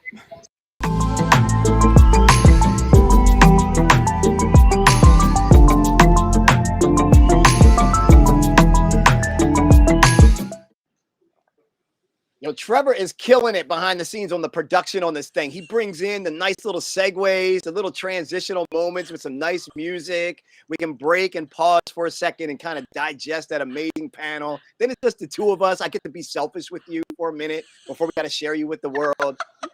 I love how Trevor is producing this thing. This is great. Heather is a Nobody class act, knows y'all. what's really... This is a class act. Like, Nobody who launches a knows, book Mario. like No, this? This is crazy. Nobody knows like what we're seeing. And guys, for everyone here, thank you for being here. We so appreciate you. Isabella, thank you for being here your last night with me. I'm going to miss you. Proud of you. So, you know, one of the things is there's a lot of people behind the scenes, and thank you for shouting out Travis. He's doing an unbelievable job keeping us on schedule. There's so much work and prep that goes into an event, and Travis is the one that is doing it all, making it all flow and making us look good. So Travis, shout out to you, and thank you so much. Yeah, it's been incredible. It's been incredible. So I want to remind people that there is a giveaway. So I don't know if we did we do the first one? I don't know if it popped up. Did we? Because we didn't tell people, but maybe Trevor put it up. Travis put it up on the screen. Travis put it up. Yeah. Now I'm getting confused. So he put up the number one. So we did that first one, right? Okay, so now we can do giveaway number two. So for anyone in the chat right now that would love to potentially get a free copy of the book, this, by the way, does not mean that you still don't buy books for family and friends, nieces and nephews, cousins and them. You still buy books for cousins and them because they need this information. You know, some cousins of yours need this information. You may be here, they aren't. They need this book even more than you do, right? So put a number 2 in the chat. Put a number 2 in the chat if you would like to win a copy of Overcome Your Villains by Heather Monahan. And if you do that, one of you will become, I think it's one, right? Will become a lucky winner. And we will be notifying you for sure. So make sure you drop that number 2 in the chat. Bunch of 2s are dropping in there. Love it, love it, love it. And as you do that, make sure you're going to overcomeyourvillains.com, overcomeyourvillains.com, and hit Amazon. It's everywhere. Where can they go to buy the book, Heather? Give us a shout out of where would you like them to go? The best place, definitely the best place to go is overcomeyourvillains.com. That way you can get the bonus bundle that I'm offering. I'm offering $500 in bonus bundle for you for free right now. Go to overcomeyourvillains.com. It's disappearing, Mario. We are taking that away, and I'm going to be selling those products instead, guys. So what's in the bundle? Hold on. You just can't run past that. What's in this bundle? Okay, so we have our $299 confidence video course, which is off the charts, 7-part series. People love it. An Overcome Your Villains workbook. Mario, you've got that right in front of you right now. A lot of exercises for you to jump into, work that you can do today. Literally, you download it. The minute that you click, you download all of these things immediately. You've got bonus chapters. You've got my 30-day email accountability program. And I'll tell you, this is my suggestion. I would order the Overcome Your Villains Audible version because I give behind the scenes at the end of every chapter that you don't get in the real book. HarperCollins leadership was grateful enough and wonderful and gracious enough to let me be creative. And this audiobook is fire. I mean, it's other level. I'm super proud of it. Inspired by David Goggins' book. I loved how he did his Audible. I love that behind the scenes. I took his great idea. I was ripping and running with it, totally giving him props for it. But I'll tell you, buy that Audible version and then get the bonus bundle at overcomeyourvillains.com. You just upload your order number to the actual, there's a form there, and then immediately you download all of these offerings for free. So go now, overcomeyourvillains.com. I mean, Christy's in the chat and people are like, bundle, question mark. They're like, what? Like, hold the brakes. Like, that is really a lot of value. Like, I think you said 700, but honestly, that sounds like it's more than that. Just from hearing what it is. I mean, you know, when we make these investments into ourselves, we really can't put a price tag on them, but we know when we look at someone that we can trust that has credibility in the marketplace. This isn't buying from someone we don't trust. This isn't buying from someone that hasn't had a proven track record. This isn't someone that doesn't have receipts that you can see visibly and double check and Google and see and reference and pull out. This is someone that's been living it, breathing it, sharing it, and delivering it consistently. So when that happens, and they're also packaging more value into the book, look, she's not going to say this, and I don't know if she wants me to say this or not, right? But as a person that wants to support someone else that's writing a book, it is really important that if the smallest thing you can do to support Heather right now, honestly, is to buy this book. Why? Because one of her goals is to become a bestseller this year.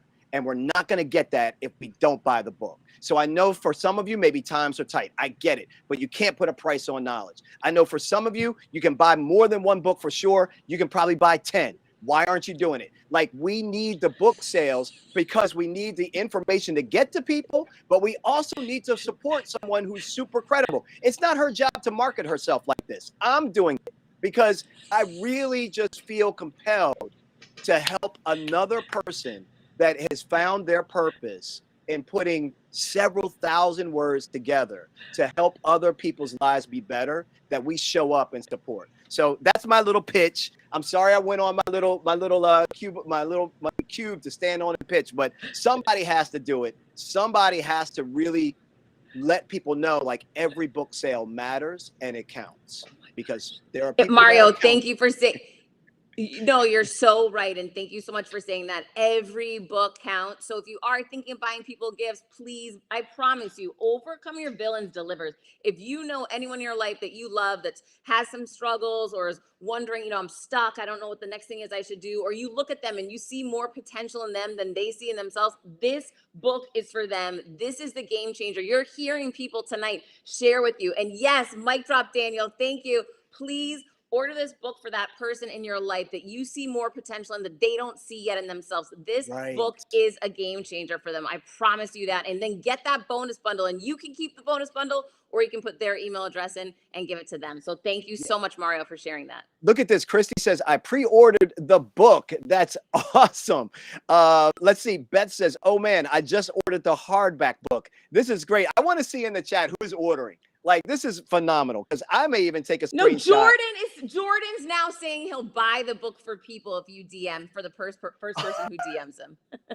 For the first person that DMs Jordan, you know what? For the first person that DM, you know what? Let's do this. For the next two people that DM Mario Armstrong on Instagram, I'm buying you. You know what? Forget that.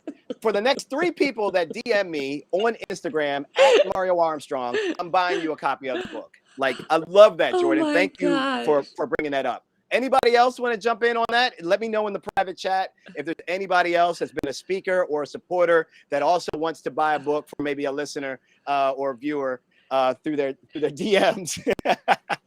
All right, we got to jump to our next panel because they are ready. I can't believe we have more great people. Some of your friends are coming. I don't know if you know this, but we got Amberly, we got Tiffany, we got Trevor, and we got Greg. You ready for this?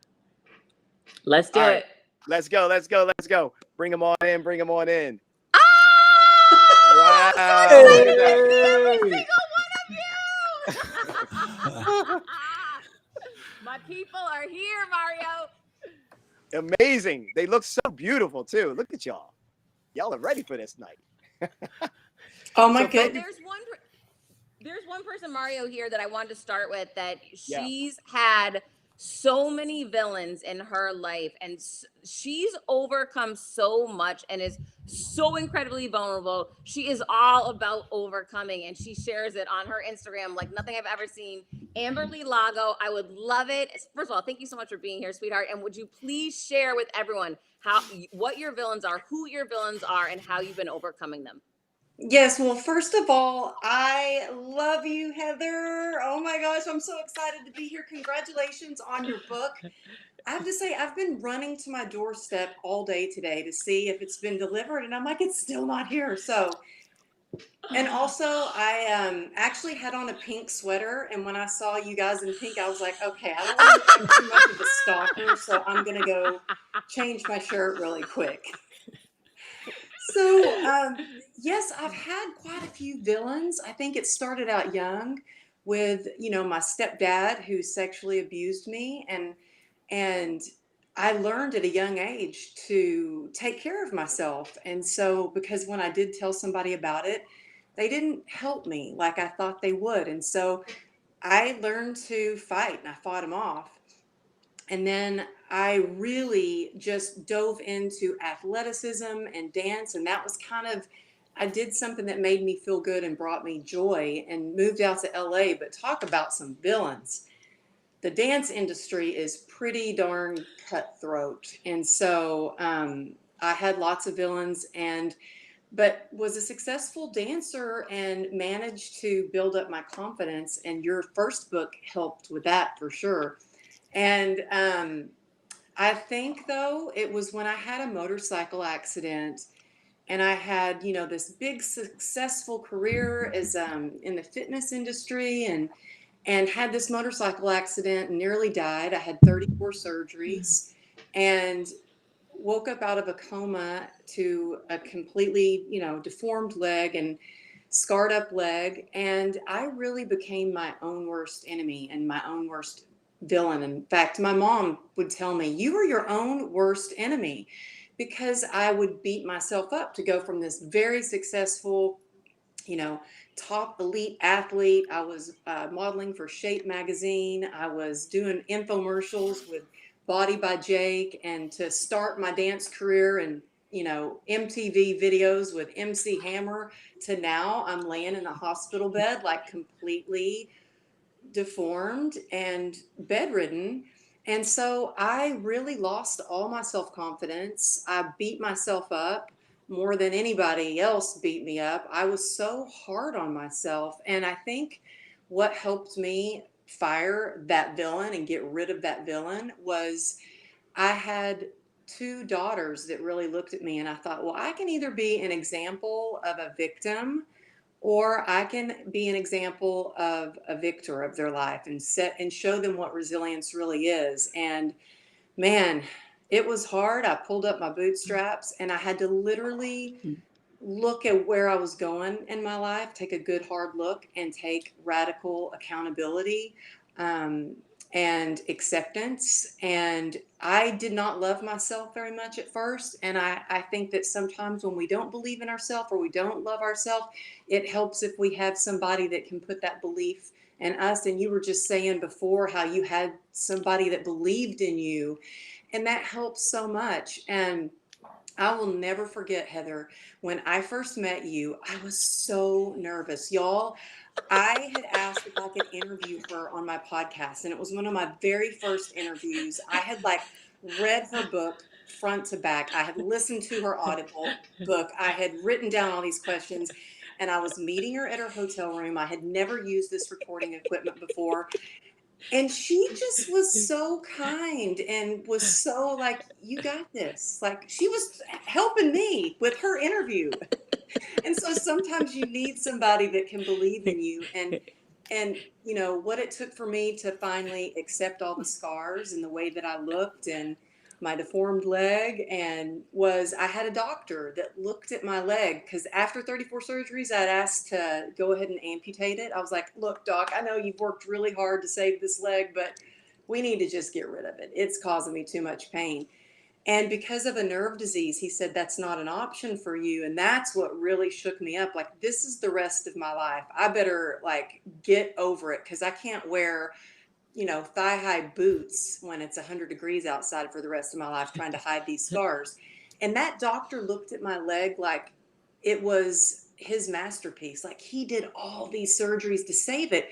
And when he looked at it that way, something shifted in me. And I thought, well, maybe if I can just be willing to try.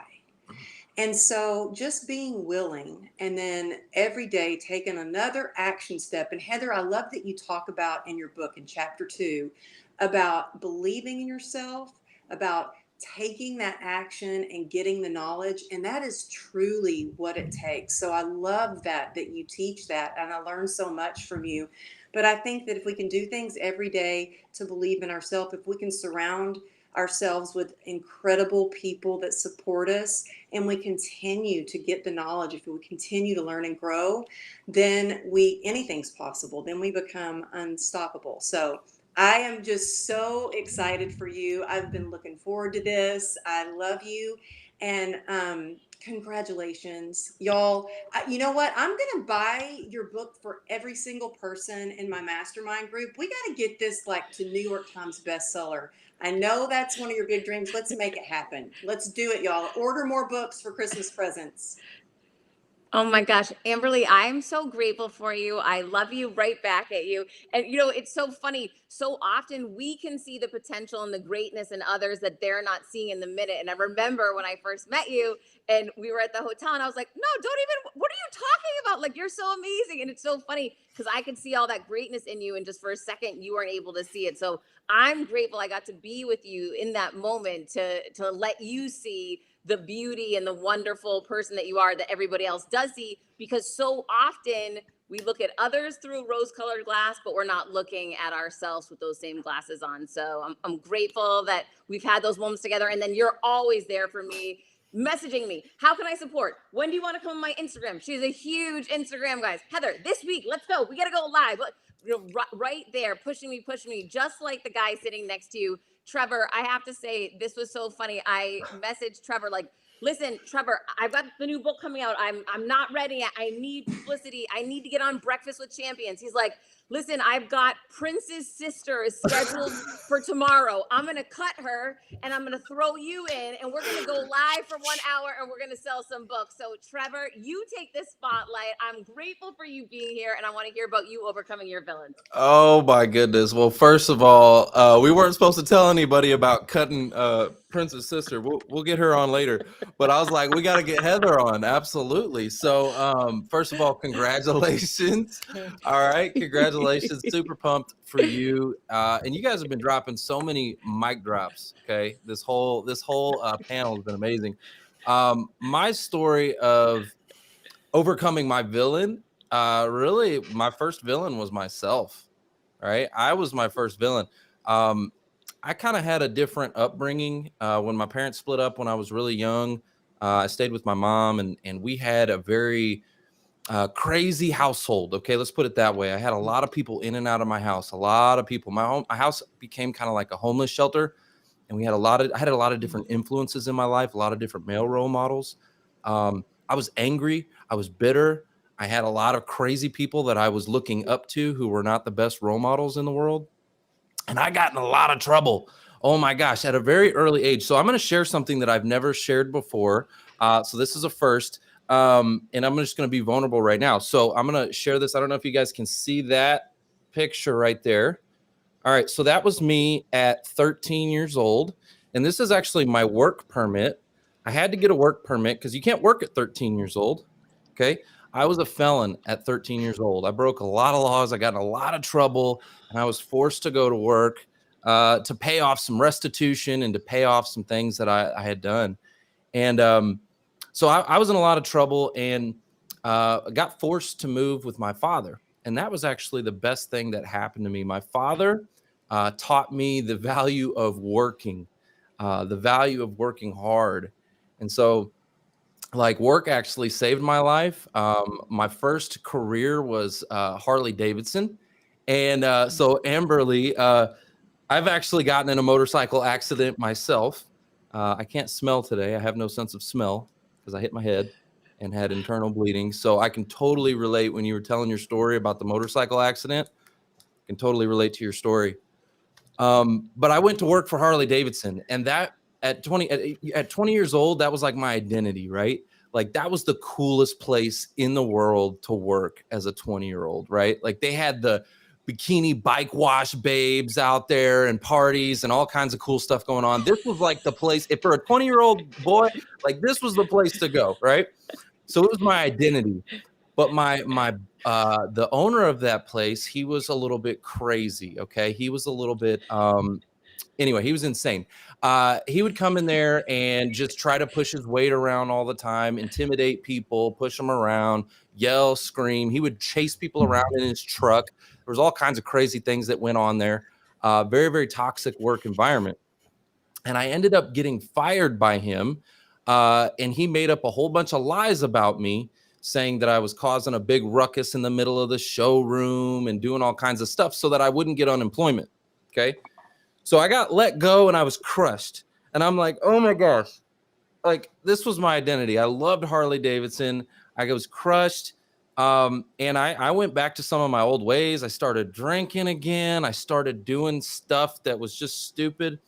But I just got up one day and I just started going back out there, and I ended up in selling cars, and I went into the auto industry. And that's when I had some people that believed in me, some people that coached me, mentored me, who looked inside of me and saw something that I didn't see, right? Just like you guys were talking about before. I had somebody that looked inside of me, saw potential, and just leaned into the potential, and they created a freaking monster. I ended up being the top producer there 6 years in a row, just absolutely crushing it in the auto industry. And from there, the GM, he had some issues too. The GM that was there at that company was never going to let me grow past that. All right. He was never going to promote and let me grow from being the top sales guy into management, which I wanted to lead. I wanted to train. And so I saw that. And so that's when I fired my villain. Okay. At that point, at Harley, I got fired. But this place, I was like, this guy, he's never going to let me grow. He's never going to let me move past this potential that I have. So I had to make a transition, and I left, and I quit that job and went into financial services, where I am today. I own a business here, very, very successful practice. And I started the Who You Know show, which is where I got to meet Heather, and she's been just dropping all those mics, which Heather, we got to have you back. Remember, we talked about having you back for this book launch. So we got to have you back so we can talk about this on the show. But that's my story, guys. It all started overcoming some of my own villains, right? And recognizing certain people in my life that saw potential in me, and then go to work, take action, go to work. And that's my story. I'm so proud of you, Trevor. I'm so proud of the young man, where you were and where you were able to pull yourself out of and turn around. And now, for anyone that knows Trevor, you got to follow him. He is such a positive light, always the good guy. Like, you can't imagine the changes he's made in his life. And I'm just super proud of you sharing that here for everybody to know they're not alone, whatever hard time they're going through. Thank you so much, Trevor. I really appreciate you. Thank you. Appreciate you. All right, now we're going over to one of my mentors, Tiffani Bova. Not only did she write one of the editorial reviews for the new book, and I'm so grateful for that, but she's always there to coach me, to give me advice, direction on anything that I'm doing in my business. And Tiffani, I'm so grateful to have you here. Thank you. No, thank you for asking me. Look, with all the support you've had, I feel even more honored to have been asked to endorse the book. Like, wow, what an incredible story for me. So thank you, Heather, for having me. Well, Tiffani, people look at you. Tiffani is the evangelist at Salesforce. She speaks at more conferences than any speaker, one of the top speakers in the world. People look at you and they think you've never had to overcome a challenge or adversity or a villain. Can you share with us what adversities you've had to deal with in your life? Sure. I'm going to focus in on sort of one bubble, if you will. So, I was born and raised in Hawaii, which probably surprises many people. My parents went there on their honeymoon and never left. So that's how how I got there. But in my 20s after college, I didn't know what I wanted to do. I was sort of just floating around. And when I finally realized that I was pretty good at sales, I said, okay, well, where can I make the most money selling? And there was this thing kind of called technology in sort of the middle 90s. And people were like, you should sell technology. I'm like, okay, that's what I'm going to do. So, lo and behold, I sort of stumbled into it. And the very first job interview, I had come to Los Angeles. So Amberly, I'm here in LA as well. So we'll have to get together for coffee sometime. But, ultimately, I went to this first interview. And the CEO, who was the founder of the company, at the end of our conversation, he decided he wanted to offer me the job. So I thought I did pretty good, right? It's like first interview. He said, but we've got a little problem. I just don't think that anyone will take you seriously with a name Tiffani. So I think we have to change your name. I'm like, wait, I'm sorry, what? Like, I didn't even know how to respond. I didn't know how to respond. I didn't know what to say. I was really young, and I was like 25, I think, or 26. And I sort of went, well, we could use my middle name, which is equally bad, by the way. So I said, okay, we'll try that. And so we were at our very first meeting. And I have to tell you, I didn't have the tools to even push back. I didn't know what to say. I needed the job. I wanted the job. I wanted the opportunity. And literally, like, that was what he said. So we're in our very first client meeting. And he's saying, not my name, across the table to get my attention. Well, of course, I'm not turning around because who's he calling? Like, that's not my name. And, finally, I realized he was talking to me. Anyway, long story short, I closed the deal, and he said, I guess it doesn't really matter what your name is. And I said, that was kind of my point, but I didn't really want to say anything because, I wanted to make sure. Okay, now fast forward, right? So now I move up the ladder, take on more responsibility, keep going. And then it was, an opportunity for me to say, do I actually want to become a CEO? Do I want to move up this executive ladder? And the very last sort of selling executive role I had, it was all men who were, in the industry. And I was one of the only female leaders in tech, back at that time, definitely sort of setting the pace for others to sort of, overcome what I had been able to do. And then I would say that I was sitting in a round table with executives at a Fortune 500 company. I was the highest standing sort of female executive at the time because we were going through changes. And I literally listened to this conversation. And at the end of the conversation, I said, I'll be right back. I literally walked out and I never went back. I had realized that I had reached the level of my ability to sort of take that kind of environment that I had found myself in for so long. I was just tired. And I was like, I just can't give my all. I didn't recognize myself in the mirror anymore. And I said, I had to hit eject. And so I had to completely do a totally different career shift. And after I had been super successful, I took a risk of trying to become an analyst, which I, worked at Gartner for a decade and ended up being a research fellow. But talk about a total career shift that you don't even know, how to be an analyst and to advise and consult. And it was a muscle I'd never, ever done. I was super insecure about it. It took me a number of years to find my legs. And then, it kind of sent me on this path that I'm on today. And I know that you're in the middle of this book launch. So I'll tell you one last story was sort of when Seth Godin sits you down and says, Tiffani, you need to write a book. You go, I need to write a book. Because if Seth Godin tells you need to write a book, by all means, that's what you need to do, right? And so, along that 10 years, I met some incredible people who have continued to support my career. But, the reason I told the stories I did is, I was defined by my name, and didn't think I was going to do what I was able to do. And even after that experience, still trying to struggle my way through an industry that had been predominantly male, in the 90s, through the 2000s, through the 10s, and now in the 20s, that's obviously a much better story. But, that's overcoming external villains and not having the tools and skills to know how to actually respond. Like, how do I even respond without sounding like a total bitch, right? Which is what I wanted to do, but not what you can really do. You have to kind of think about what's the best way to navigate in order to continue down your career path. So, that's a little insight. I mean, I think I don't know if I've ever shared that story on a podcast or anything. I don't think I have. So hopefully that, inspires other people to realize it doesn't matter what other people might think you're able to do. You just need to know that you're confident enough to do it regardless of what they think.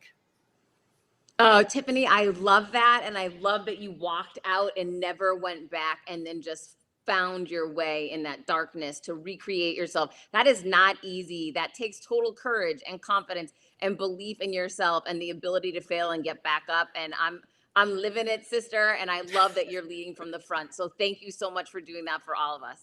Well, thank you, Heather. Well, now let's go over to my main man, Greg. I've got to tell you, this is how I would sum up Greg. He's the HR dad, but truly he's not old enough to be my dad, but he's like the dad to everyone. He is the solid. He is like in the storm. When you're looking for the light, he's the guy you look to. He's the guy that's messaging you before things are going to get really rough to say, hang on, you got this. And I'm so grateful, Greg, for you to be here and be that light for everybody today. Can't wait to hear from you. Oh, thank you so much. And congratulations. I got my book. It's here. It's here. It came last night. I've been going through it a little bit through my Zoom meetings today. So I've been holding it tight to my chest. I wanted to do that little overcome the villains dance and everything. It was awesome. I love it. I think as I was listening to this wonderful panel and Amberly, I was never on Body by Jake. I don't know if you could tell by this wonderful physique. I was never invited to that show. I don't know. They may have lost my number. I'm not quite sure. But anyhow. I feel like we should ask people to give a thumbs up if they even know who Body by Jake is, because we're totally dating ourselves. You're right. Totally. There's got to be a comparable for this generation of Body by Jake. I don't know. I don't know. Anyhow, so as I was listening to this wonderful group of people talk in the previous panels, I think I found my villain, and it's really that imposter syndrome person that sits inside. You're all talking about these unbelievable stories, and I'm like, how do I match up to that? You're always like comparing. You're trying to figure out how can you be successful. So I think just even listening to that and just allowing your fears to kind of put that aside for a second. But my story, I'm older than I think a lot of you, so it's just you can't really put it into 2 minutes. But I think one of my villains is really not letting go of loss, and it's happened a couple times in my life. So I was in the restaurant business originally before I got into human resources and had a career in human resources, but I worked in the franchise group area and corporate and worked my way through that and had some success there. And then I had this great idea. I'm going to buy my own restaurant. And anybody who's been in the restaurant business, it's so easy. It's so easy. It's like soup. It's great. You show up, you get free food, free soda. It's awesome. You can talk to people, but it's really hard. And so I bought an existing restaurant, was doing well for the first 9 months. I bought it in January. In September, this event happened called 9/11. And I was near an airport, serviced an airport, and my business, I had a ton of catering, probably 60 to 70% of my business was catering, and that just died. And so my first business, my first entrepreneurial venture failed. I limped for like 3 more years just by running from the cash register to the bank to pay payroll. And it was just difficult. And it got to a point where I didn't know what to do. I was at that breaking point. I just didn't know, how am I I can't pay. I had 50 employees. I had just this like heaviness and the weight of the world and I wasn't taking money. I wasn't taking any paycheck because I was just trying to pay payroll. So I didn't let these people and these families down. And so when I made the decision, I didn't know what to do. So eventually we closed. I went bankrupt, but it took me a moment to get there. I probably held on a year too long, but it took a customer of mine that I had a conversation with, and he said, you can't put good money after bad money. You can't put good money after bad money. And I just wasn't turning the corner, and I couldn't get over the hump based on how far I got behind because of that really 9 month period. And so I decided to close. We closed. I went bankrupt, and that stung, and that was just such a kick in the stomach. And I hung on to that failure, because when you go bankrupt, that stays on your record for 7 to 10 years. And every time you go to buy a car, thanks, Trevor, you pull up bankruptcy, right? And you're like, oh, your rates are going to be higher, right? I mean, Trevor knows that piece, right? Your bank, even if you paid all your bills and stuff, but everything, it just stayed on you. And it's like a reminder every time, oh, you want to buy a home? Sorry, you have a bankruptcy. And so it just kind of ate at me and ate at me and ate at me. And I hung on to that for way too long, and so my advice for folks trying to look at their own villains is, if you've had failure, and we've all had failure, this is not Instagram life, right? There's not one of us on this panel, not one of you on this live, not one of you listening to this recorder that hasn't had failure. If you're not, you're full of crap, right? And so we know we've had failures. And so trying to figure out, how do you go about getting past those failures and not search for that perfection, is really where you have to allow yourself to really be able to move forward and say a prayer over and mourn it, say goodbye to it, and try to move on. I did it for way too long. I never mourned it, and so I hung on to it. And it was just really, really difficult to not let that go.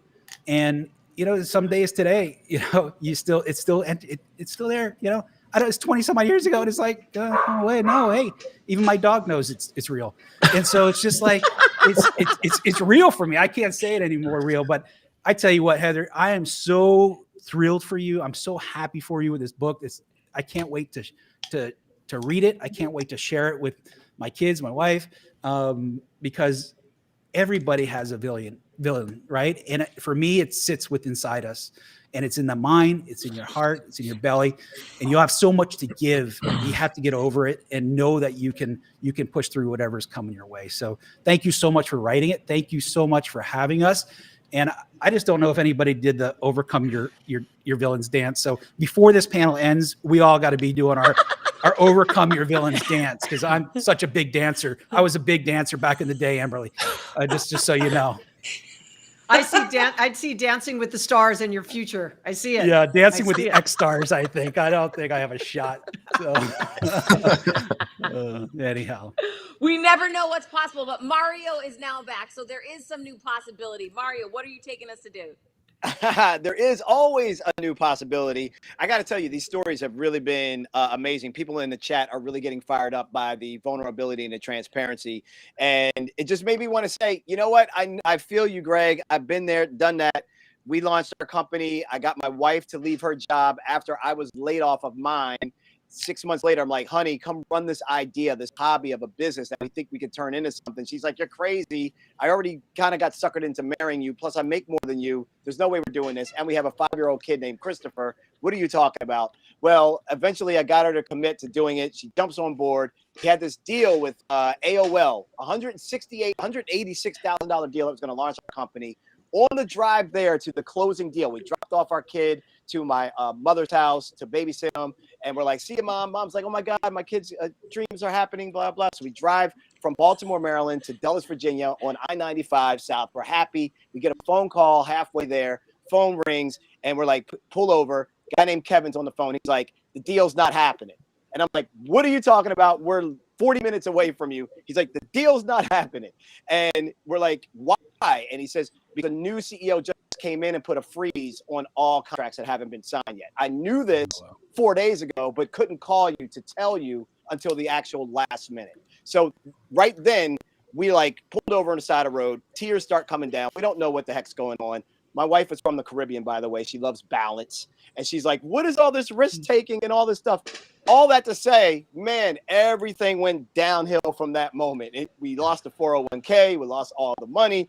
We lost everything that we had. And then my mother-in-law is paying for our groceries. So, you know, what's really interesting is that so many of us probably have these stories. And you maybe want to just share that quick moment, because I don't think that we're probably sharing enough. And I love that you sparked that in me to remind me, like, continue to share, continue to share. We have to share these painful moments that we've gone through, because they really become the powerful moments for someone else to get through theirs. And I'm really, really thankful that all of you have really been that forthcoming with your story. I mean, 34 surgeries. Where's, the strength, people? Like, come on. Like Amberly is telling you, like, come on, like, you're here, you're watching this, you can buy this book, you can read this stuff. You're not in a hospital bed. Hopefully you're not in a hospital bed watching this, but if you are, stay strong. Amberly made through it, you can too. But all of that to really see, like, I am really, even though I'm supposed to just be a little co-host, I've been so moved by all of you, and I really appreciate it. We're going into our next giveaway, which is a really big deal. I want anyone in the chat to put in giveaway number 3 so you can get your giveaway. Heather, say any final words to your friends here. This was the last panel. We're getting ready to say goodbye to them. So what do you want to say to them? Love you guys. Thank each and every one of you so much for all your support, for being here, for everything you do, for sharing all your vulnerability. Greg, for the dance that I know you're going to put out there to the world. I can't wait to see it. I'll be cheering you on. Amberly will be choreographing it for you. We are all going to be here for it. Oh, that should be the 4th giveaway. Amberly, watch front row in person, being able to watch Amberly choreograph me in a dance. That would be viral. I'm on. Let's do it. Love that. Well, it's been a pleasure seeing all of you, and I'm getting to meet some of you for the first time. So I look forward to following you all and getting to know you more. Thank you for supporting Heather and for supporting the book launch, and really appreciate you all being here. Heather, you got a keynote coming up, and then you got a grand giveaway to announce. You ready to get into it? Let's do it. Bye, guys. Bye.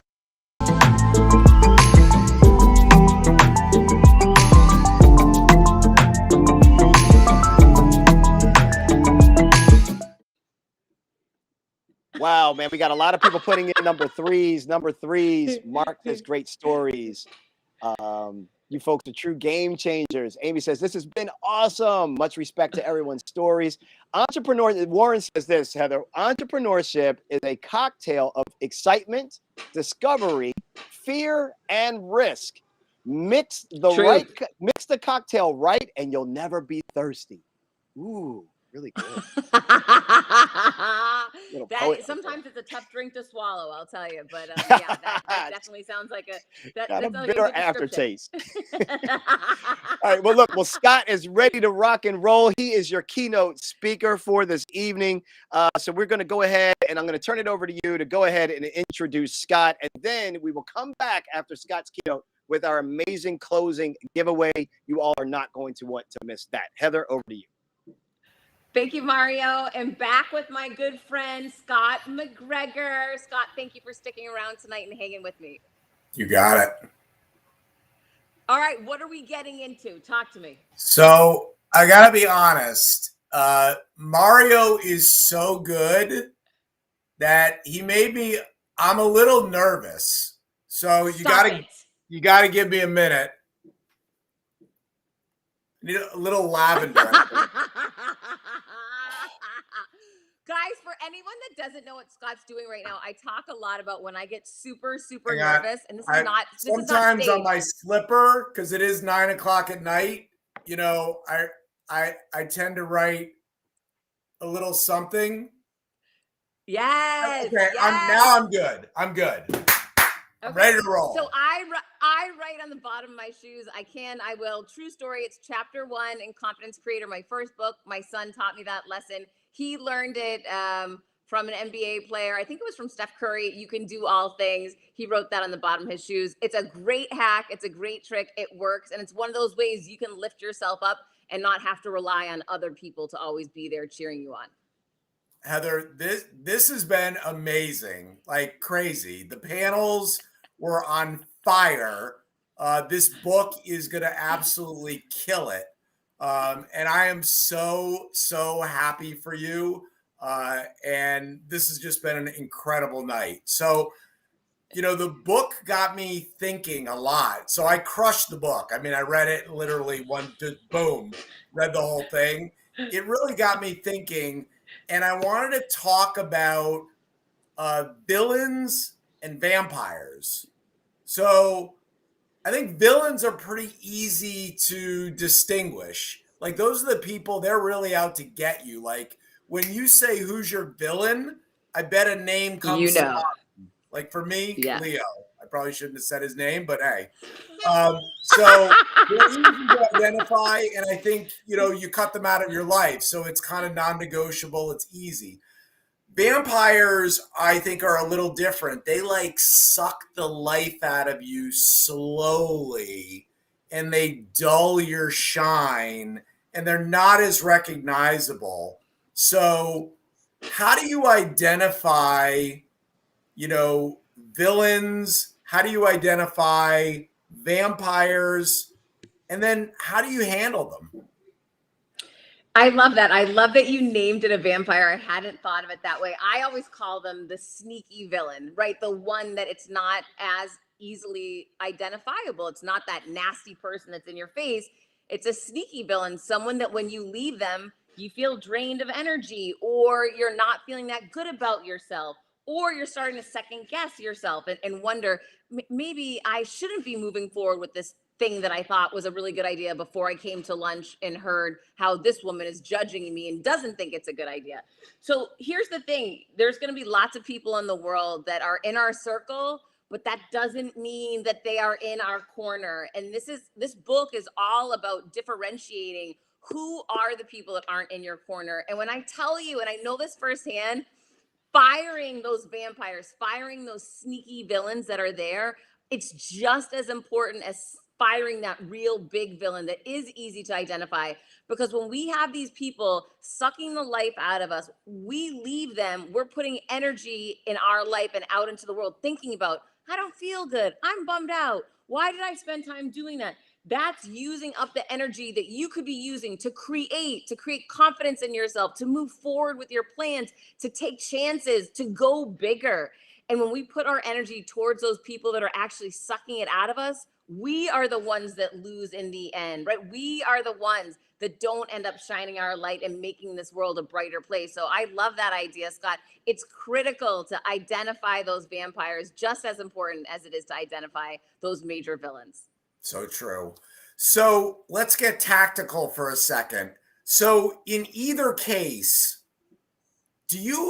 because these are people that are prominent in your life. They could be family members, they could be bosses, they could be coworkers. Do you address them? Do you actually talk to them about separation, or do you just modify your interaction with them and kind of slowly drift apart? Yeah, I've done it both ways, right? At one point in time, my mother was being my sneaky villain, right? So that's not someone you're going to necessarily fire from your life. You're not looking to do that. But I remember having a very direct conversation, because one thing is important for people to know. You might think it's very obvious that things aren't going well, they're not respecting you, they're not giving you your autonomy. They might not know it, right? So number one, I think in a situation like that, make a very clear ask. Listen, you're not respecting my boundaries. This feels very uncomfortable when you start giving me your advice and perspective on this topic. I'm not interested. I've made my decisions. I'm moving forward with them. If you can't respect them, we're going to have to shift the topic and talk about something different, or we're not going to be able to talk for a little bit, because I've got to respect myself right now. And this is a strength. This is my request. That was a conversation I truly had when I was getting divorced, and my mother didn't think I should get divorced, right? So that was something I needed to do for myself at that point in time. Cut to a friend or a frenemy, that I spent time with, that really would always kind of give me those disparaging looks or question me, was never and always acted perfect. I remember another friend pointed out to me, you're always in a bad mood after you leave her. Why do you spend time with her? And I thought, really good observation. So I started taking a different approach. When she'd call me and say, hey, let's grab lunch or dinner, I'd say, oh gosh, you know what? I'm fully committed this week. Super appreciate the offer. I'm going to have to decline, and I appreciate you understanding. Have a great day. And I did that a couple of times, and then suddenly the requests stopped coming in, and we just grew apart. It doesn't mean she's a bad person. She's just not my person. I didn't need to have a big discussion, because that's who she was, and it just didn't work with me. Again, it doesn't mean she's bad and I'm good. It just meant we weren't meant to be together. Right. So one of the things I admire so much about you is you have a bias for action. You just take action.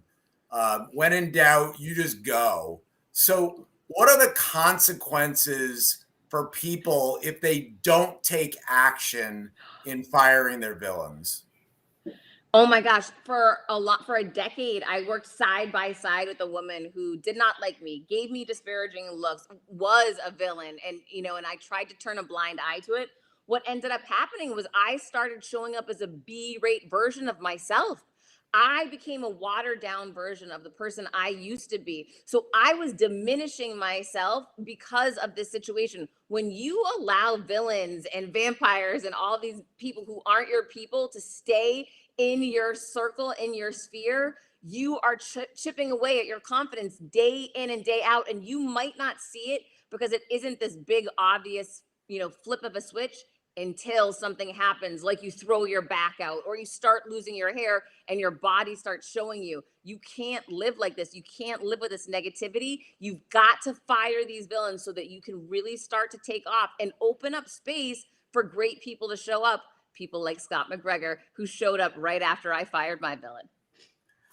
So let's end this by talking about somebody really, really special in your life. So in both of your books, I noticed that you dedicated them to the same person. You dedicated them to Dylan. Let's talk about Dylan and the impact that he's had on your life. And this is my Barbara Walters moment where hopefully I make you cry. Let's talk about Dylan and all the things that you've learned from him.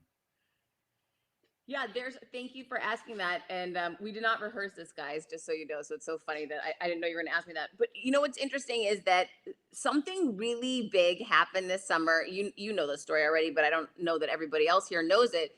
Is that, my son, I'm always wanting to protect my son, right? Like as parents, we want to protect our kids. We love them and we think we're helping them. However, oftentimes we're not. And it takes sometimes bad things happening to see that. So during virtual school, 2020, worst year ever. My son was in virtual, did not thrive in a virtual environment. And so he had to make up some credits in order to go to the next grade. So he opted to go away to academic camp, guys, at 14 years old. Hello, not something he was excited about. Flew to New Hampshire, living in a tent and taking classes all day long was not what this guy saw as living his best life, right? He thinks he's LeBron James. So this was not going well. Anyhow, I end up, I only get a chance to talk to him for 10 minutes a day. That was the deal at the school. They don't have their cell phones. I get a phone call one night. I'm at dinner with a friend and they say, your son was just taken to the emergency room. He's broken his arm. We'll let you speak to him when he gets back. Immediately, I'm like, he's in an academic school. If he broke his arm, how can he stay? I've got to get up there and get him out of there. And so a couple days later, I fly to New Hampshire to go get him.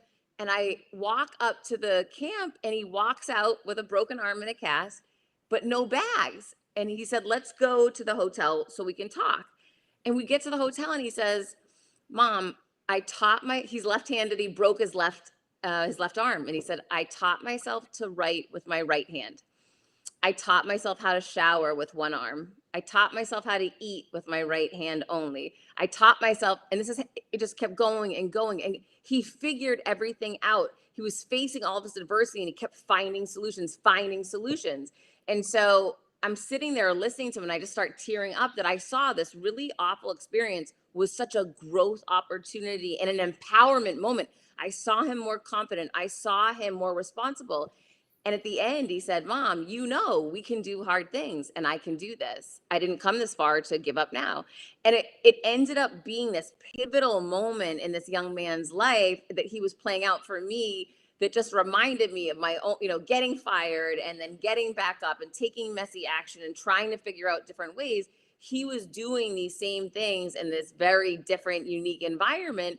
And he came out on top and he did amazingly well. And he won Creative Writer of the Week with the wrong hand. Like, who does that, right? It was so amazing, but it's really been a moment of strength that he's taught me that I've got to remind myself when everything hits the fan and things look awful, maybe this is the moment things are about to really get great. Maybe now is the moment I'm really going to go to the next level and become that more confident version of myself because I overcame it. And that's really the big lesson that he's given me recently. So kudos to Dylan, but he has had one hell of a role model to watch over these years. So Heather, thank you so much for letting us all spend all this time with you. This has been an absolute blast. And I wish you nothing but the best of luck. The book is no doubt going to be a bestseller. So thank you so much. Love you to death. Love you. Thank you so much for being here.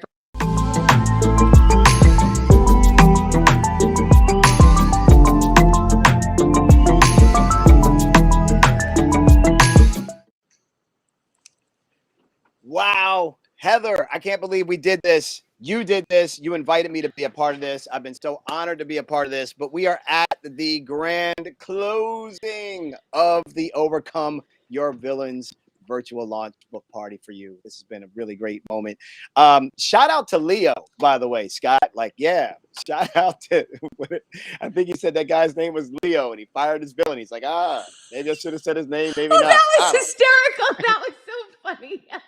He's like, maybe I should have said his name, maybe not. I'm like, yep, everybody's got a Leo somewhere, buddy. So it's all good. Yep, Leo, you're fired. True story. Oh, man.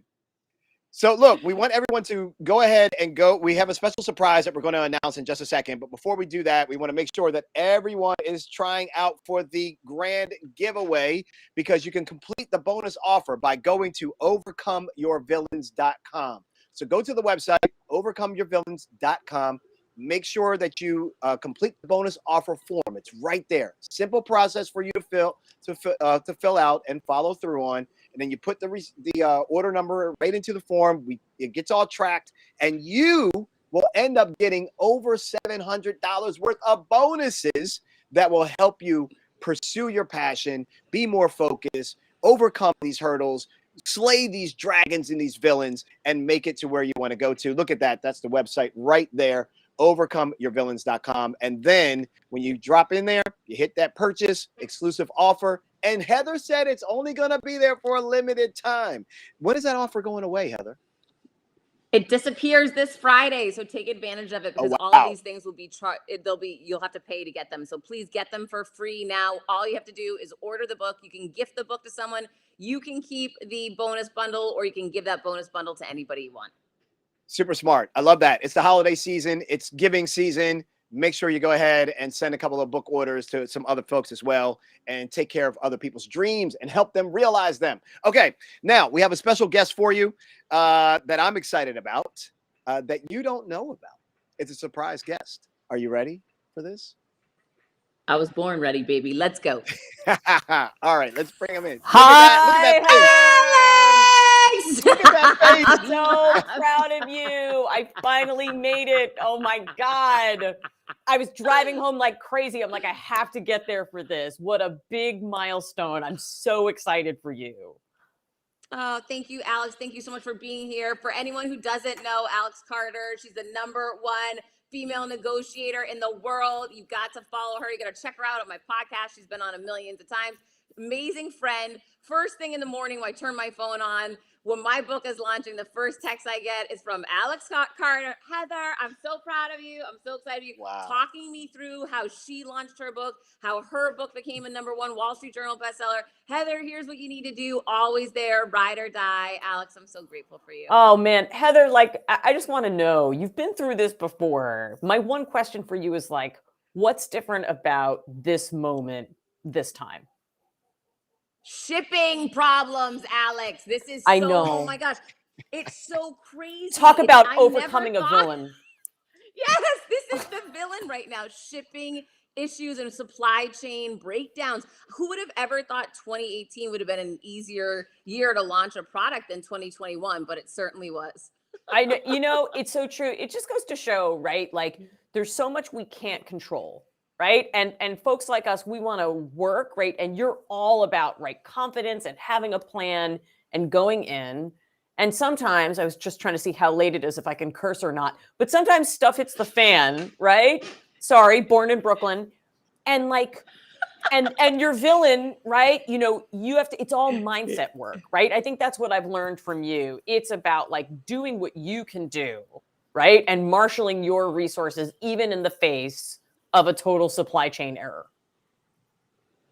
Well, I mean, listen, it's none of this stuff is easy, and I like to share that with everybody. You know, I have my moments, I have my nervous breakdowns when my book launch got moved and the date got changed, and I feel bad for myself, you know, but we can't give it more than 24 hours before we say, okay, what action step am I taking next to move this thing forward? Who am I going to reach out to in my circle? All my people here who can help me, you know, redirect, get back on the path and get this thing moving forward. So I'm super grateful to all of you guys for being here and helping me to move this thing forward through those speed bumps that life be throwing at us left and right. Yeah. And I just want to say to everybody who's listening tonight, right? I think of myself as somebody who naturally has a lot of confidence, right? And an action plan.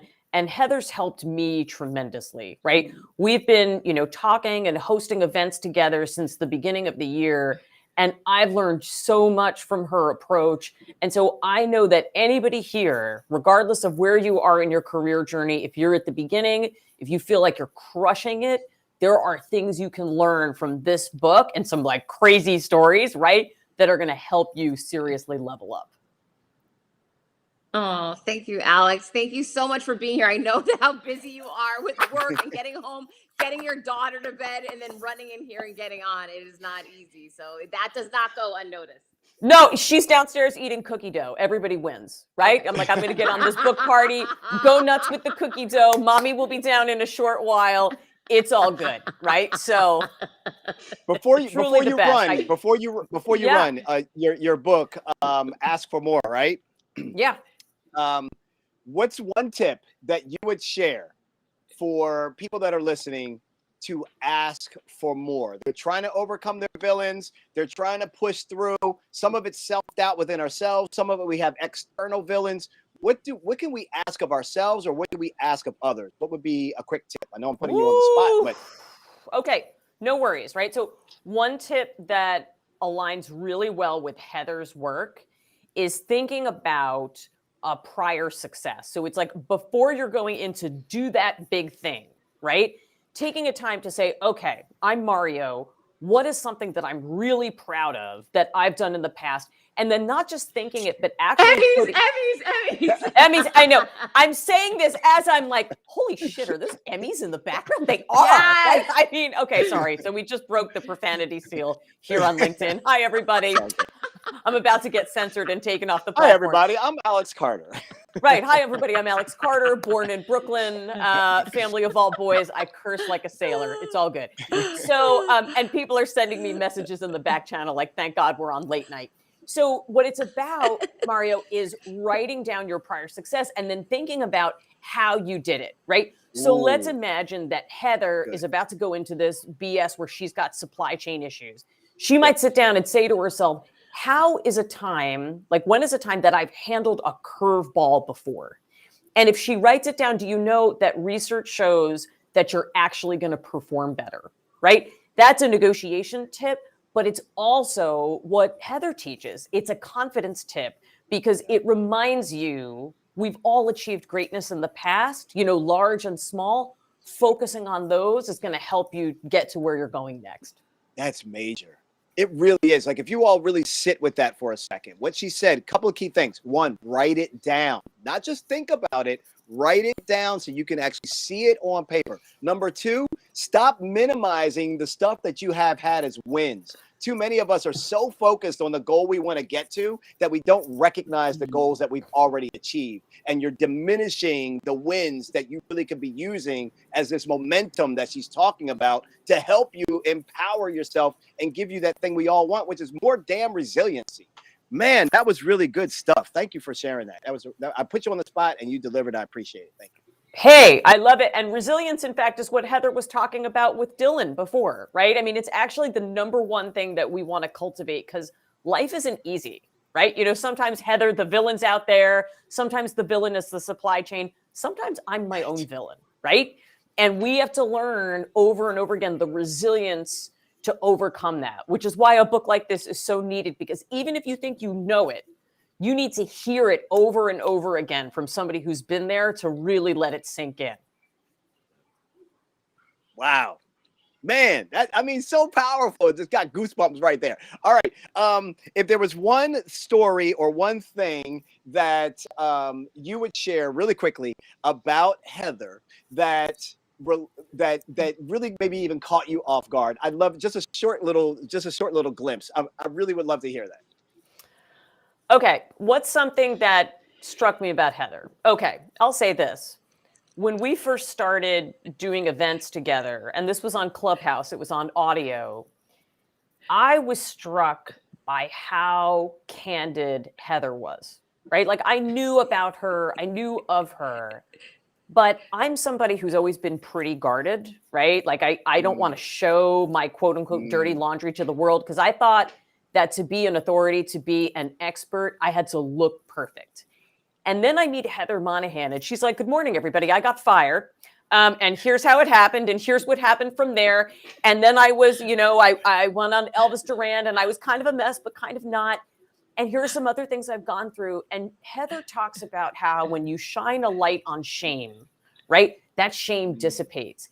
And I was thinking, I don't know that I've ever met somebody, let's just keep the late night going, who owned her shit the way Heather does, truly. Okay. I'm just going to be dropping, this is what's up. Yeah. Okay. So I've never met anybody who did that and did it with confidence.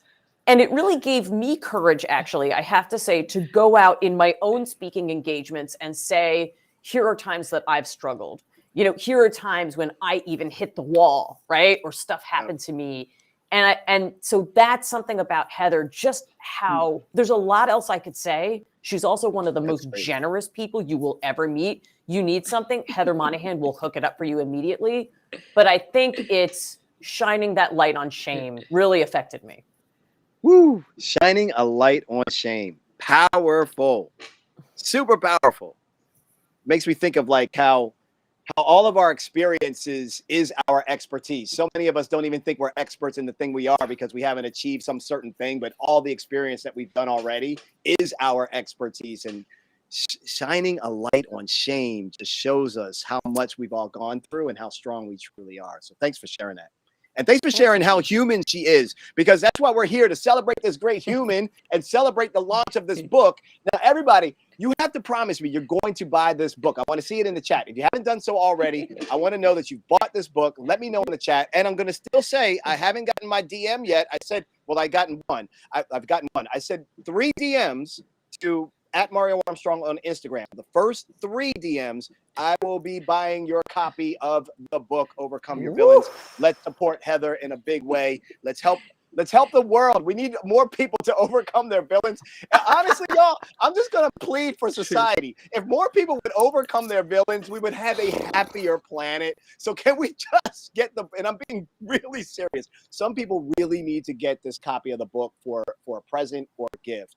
And they're going to love you for it, and it's going to change their life. And they're going to tell you about it 6 months later. So really, really, really great stuff. Thank you for being here too, Alex. Anything you want to say, Heather, to Alex before she goes and tackles cookie dough? Yeah, for sure.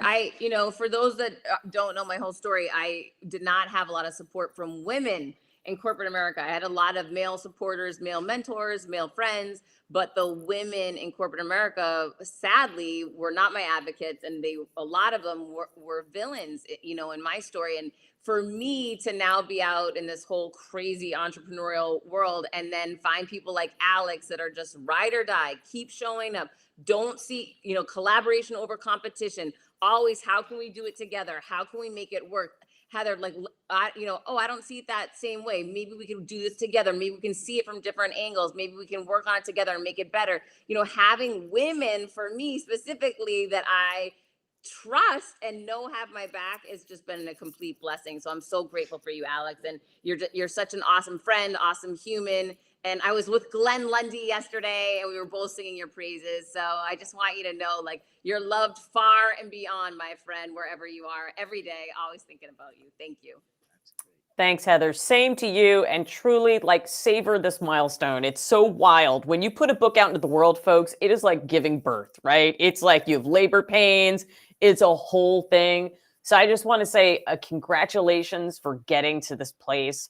And I hope you take some time amidst all the craziness to really celebrate that you did this, because it's a tremendous accomplishment. You're a 2-time author, HarperCollins leadership. That is major, my friend. So truly, fire up a bubble bath and give yourself space to say, I did this.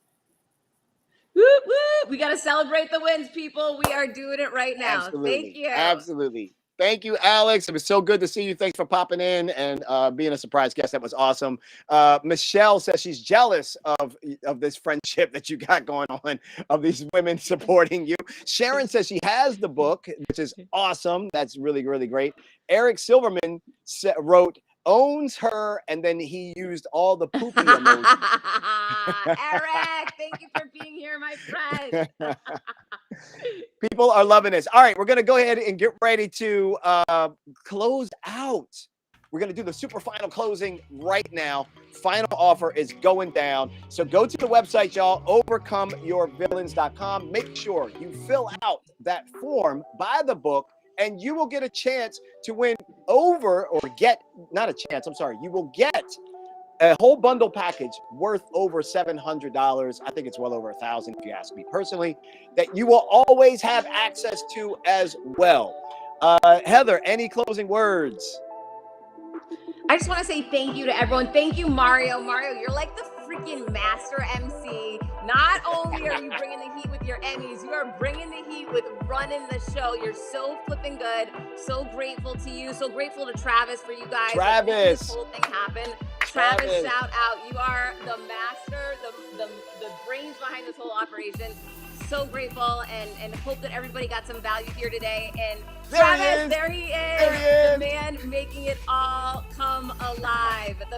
You guys have no idea the work he has put into this thing. Insane. And all night too. And insane. If y'all can see So the grateful for you, emails, Travis. if So you can good. see the spreadsheets, if you can see the agenda, if you can see the links, if you can see the work that this man was doing behind the scenes, insane. It's right. Thank That's you, right. guys. And work is, you know what? It's all about taking the action, doing the work, showing up and taking the risk, to work with people you don't know and develop new relationships and meet new people out of your industry and out of your circle. And I'm grateful to everyone that showed up here, for each one of you investing in yourself and being here. And I'm so grateful to everybody that had a part in this. And I'm so looking forward to hearing what you think about the book. And also, one last note, if you don't know this, something that really helps authors is if you leave a review wherever you purchase a book. Please leave a review. It really helps a lot. And not just for me, for any author that you love their writing, definitely leave them a review. We live in a review and rating world, and people want to hear that you love their content. So thank you. Isabella says it best. The event was fantastic, in all caps. Fantastic. I would have to agree. Yes, there it is right there. I would have to agree. From everyone here, from Heather, Mario, Travis, to everyone that's been involved, to all of our panelists that showed up and shared some time and shared some wisdom, to all of you that listen, do me one favor. Share this out. It's not over when it's done here. It's going to be up. So you can share this still to everyone else that didn't get a chance to get this goodness. You better get this goodness, because I'm about to do my Overcome Your Villains dance. I don't know if this is going to happen. We about to make that Overcome Your Villains dance. All right, y'all. Go to overcomeyourvillains.com. Support Heather, and Overcome Your Villains is the book. We'll see y'all soon. Take care.